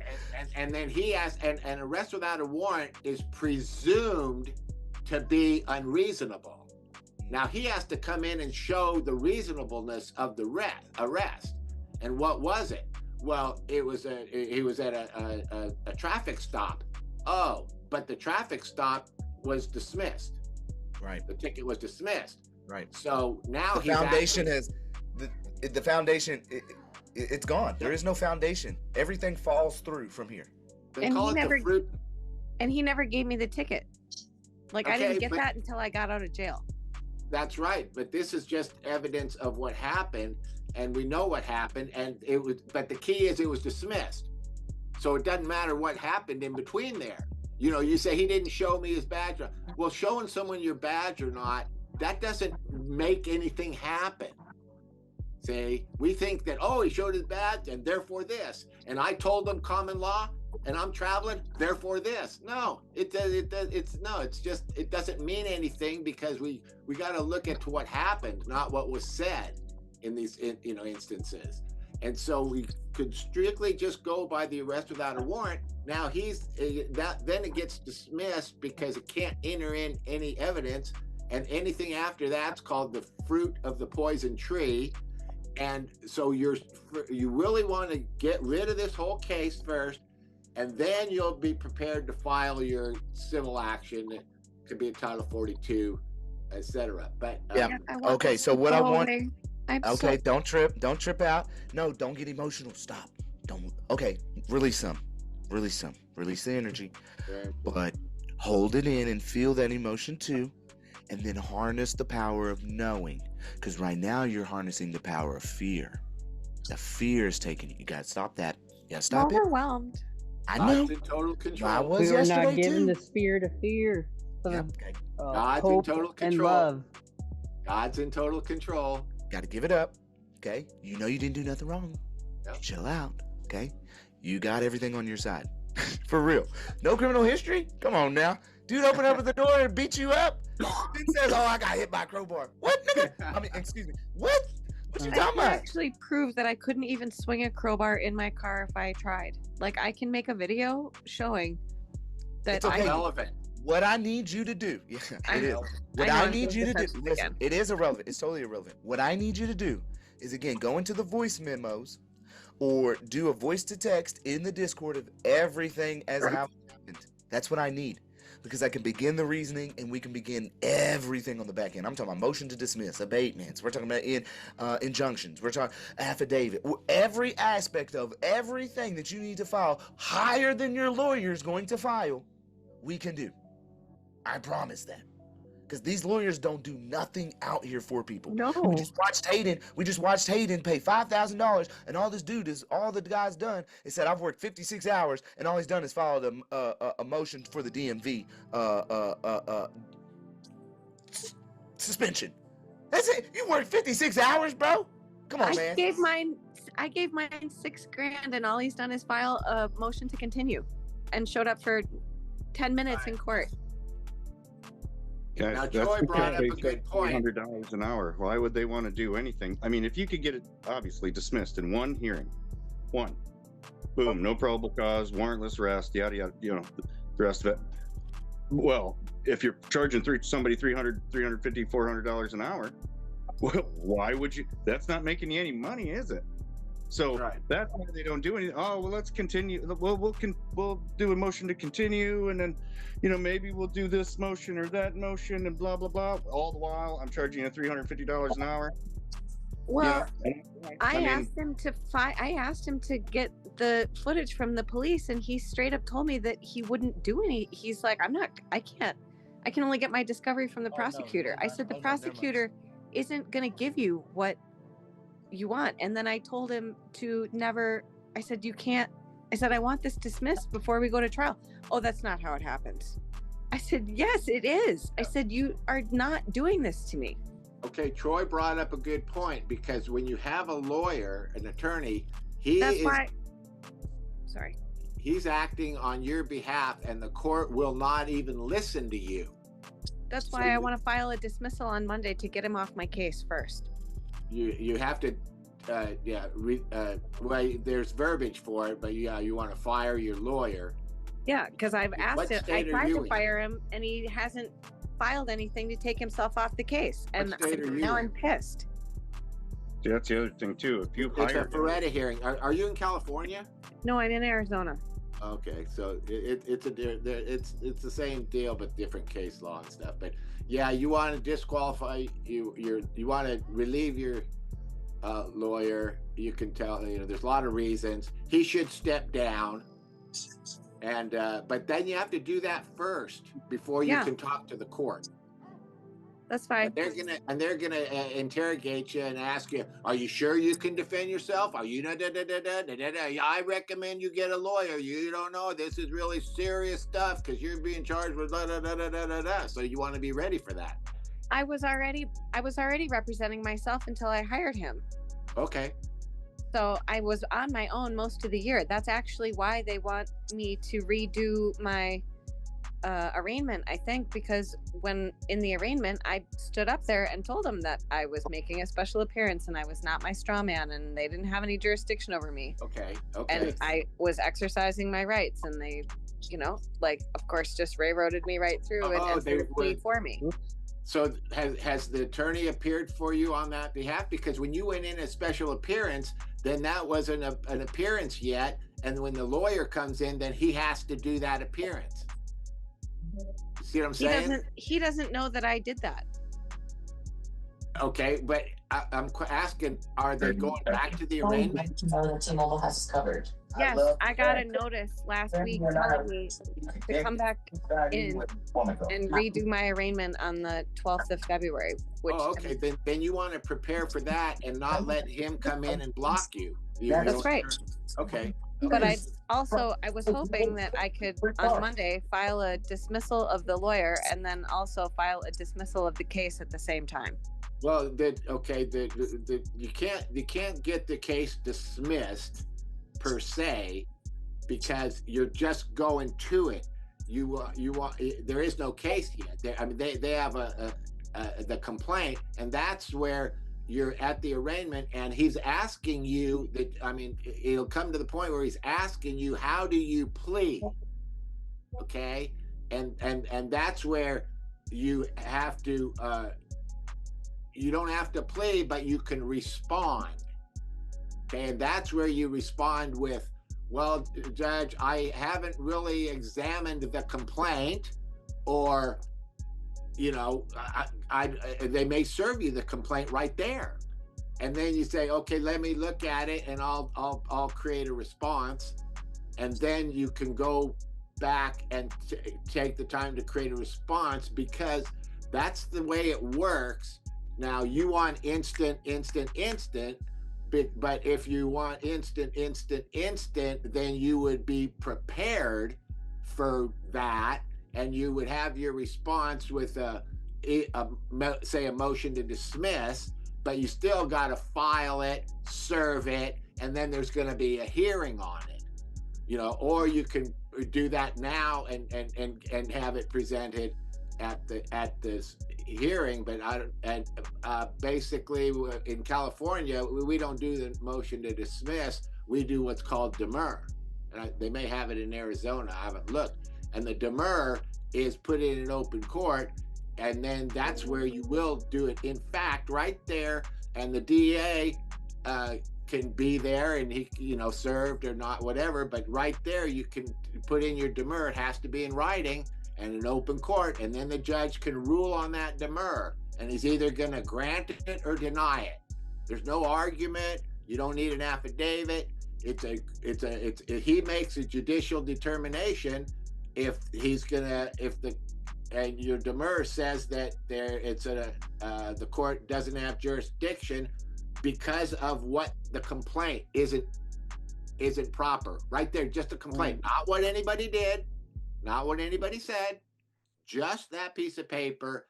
and that piece of paper on its face, looking right at it, is insufficient to give the court authority to proceed, and that's what your demur says, and then he's going to say, well, I can decide that, and I'm going to deny it, okay? And if he denies it, but he might grant it if it's written properly, you know. And we've had one granted, but that was when we didn't understand. But we put it in the demur. We made the move, but we didn't do it right. Okay, but now when you do this properly done, then he's probably going to grant it because he kind of has to. If he doesn't, then that gets taken up to the upper court in the nature of what's called an appeal or a interlocutory appeal. Yep. But we do it by writ, and it would be a writ of prohibition, and then that prohibits the court from proceeding. Right. On my side, it's just injunctive stay. Right, and say in the injunctive, when you say injunctive, that's in the civil side. In the criminal side, it's referred to as a writ of prohibition or a writ of mandate. Yeah, I'd say I'd say on the arraignment stuff, man, that's where you got to stand on your Sixth Amendment. Your right to know the nature and cause of the action. Yep. Nature is the jurisdiction, and the cause are the charges. Mm-hmm. Well, I disagree. They'll never answer. They'll just tell you statute, yada yada, blah blah blah. How do you plead? You just tell them you can't. Wait a minute. You do know the nature and cause because he's coming in and showing you that he doesn't have any nature and cause. So you don't ask him for it. You say, "Hey, you don't have anything. You don't have anything." Right. Right. So how can you enter plea if they don't have anything? Exactly. I already know. Okay. So check this out. Can I talk to you again about this outside of here, Zeke? Yeah. Oh yeah, Zeke's in the Discord too. But yeah, you can reach out to him. Zeke, put your number in the chat real quick. Hey, I just wanted to let everybody know this is our Saturdays on Operation Wisedome. Y'all can come join anytime that you want, and we get really deep on things. And as you can see, like several others here, there's some really deep things that we're doing, really deep aspects of how we have to work, because people have problems all over our nation in relation to just not getting the proper help that they deserve. And that's what we the people are here to do. And we have to come together, and as we continuously grow, it's just a blessing to be here in these times. And I really appreciate everybody here. This is the end of our 3-hour session. For everybody on YouTube, everybody unmute and say bye to everybody, and we'll see you on the next one. I need to add one thing, Erica. You know, I have been go through your situation, like high lawyer. Take it easy, everyone. So if you need help, I don't know much, but I can be on your side, standing with you, help you, whatever I can. You can reach me. Hey, we appreciate you. She been with us forever. She like one of the original ones too. She been with us forever. So she knows. She can validate. All right, everybody unmute. Y'all say bye to everybody on YouTube, y'all. Bye. Bye, everyone. Bye, YouTube world. Hey, guys. Hey, love you, Cam. Bye, the tubes. Love Wisedome. Bye, YouTube.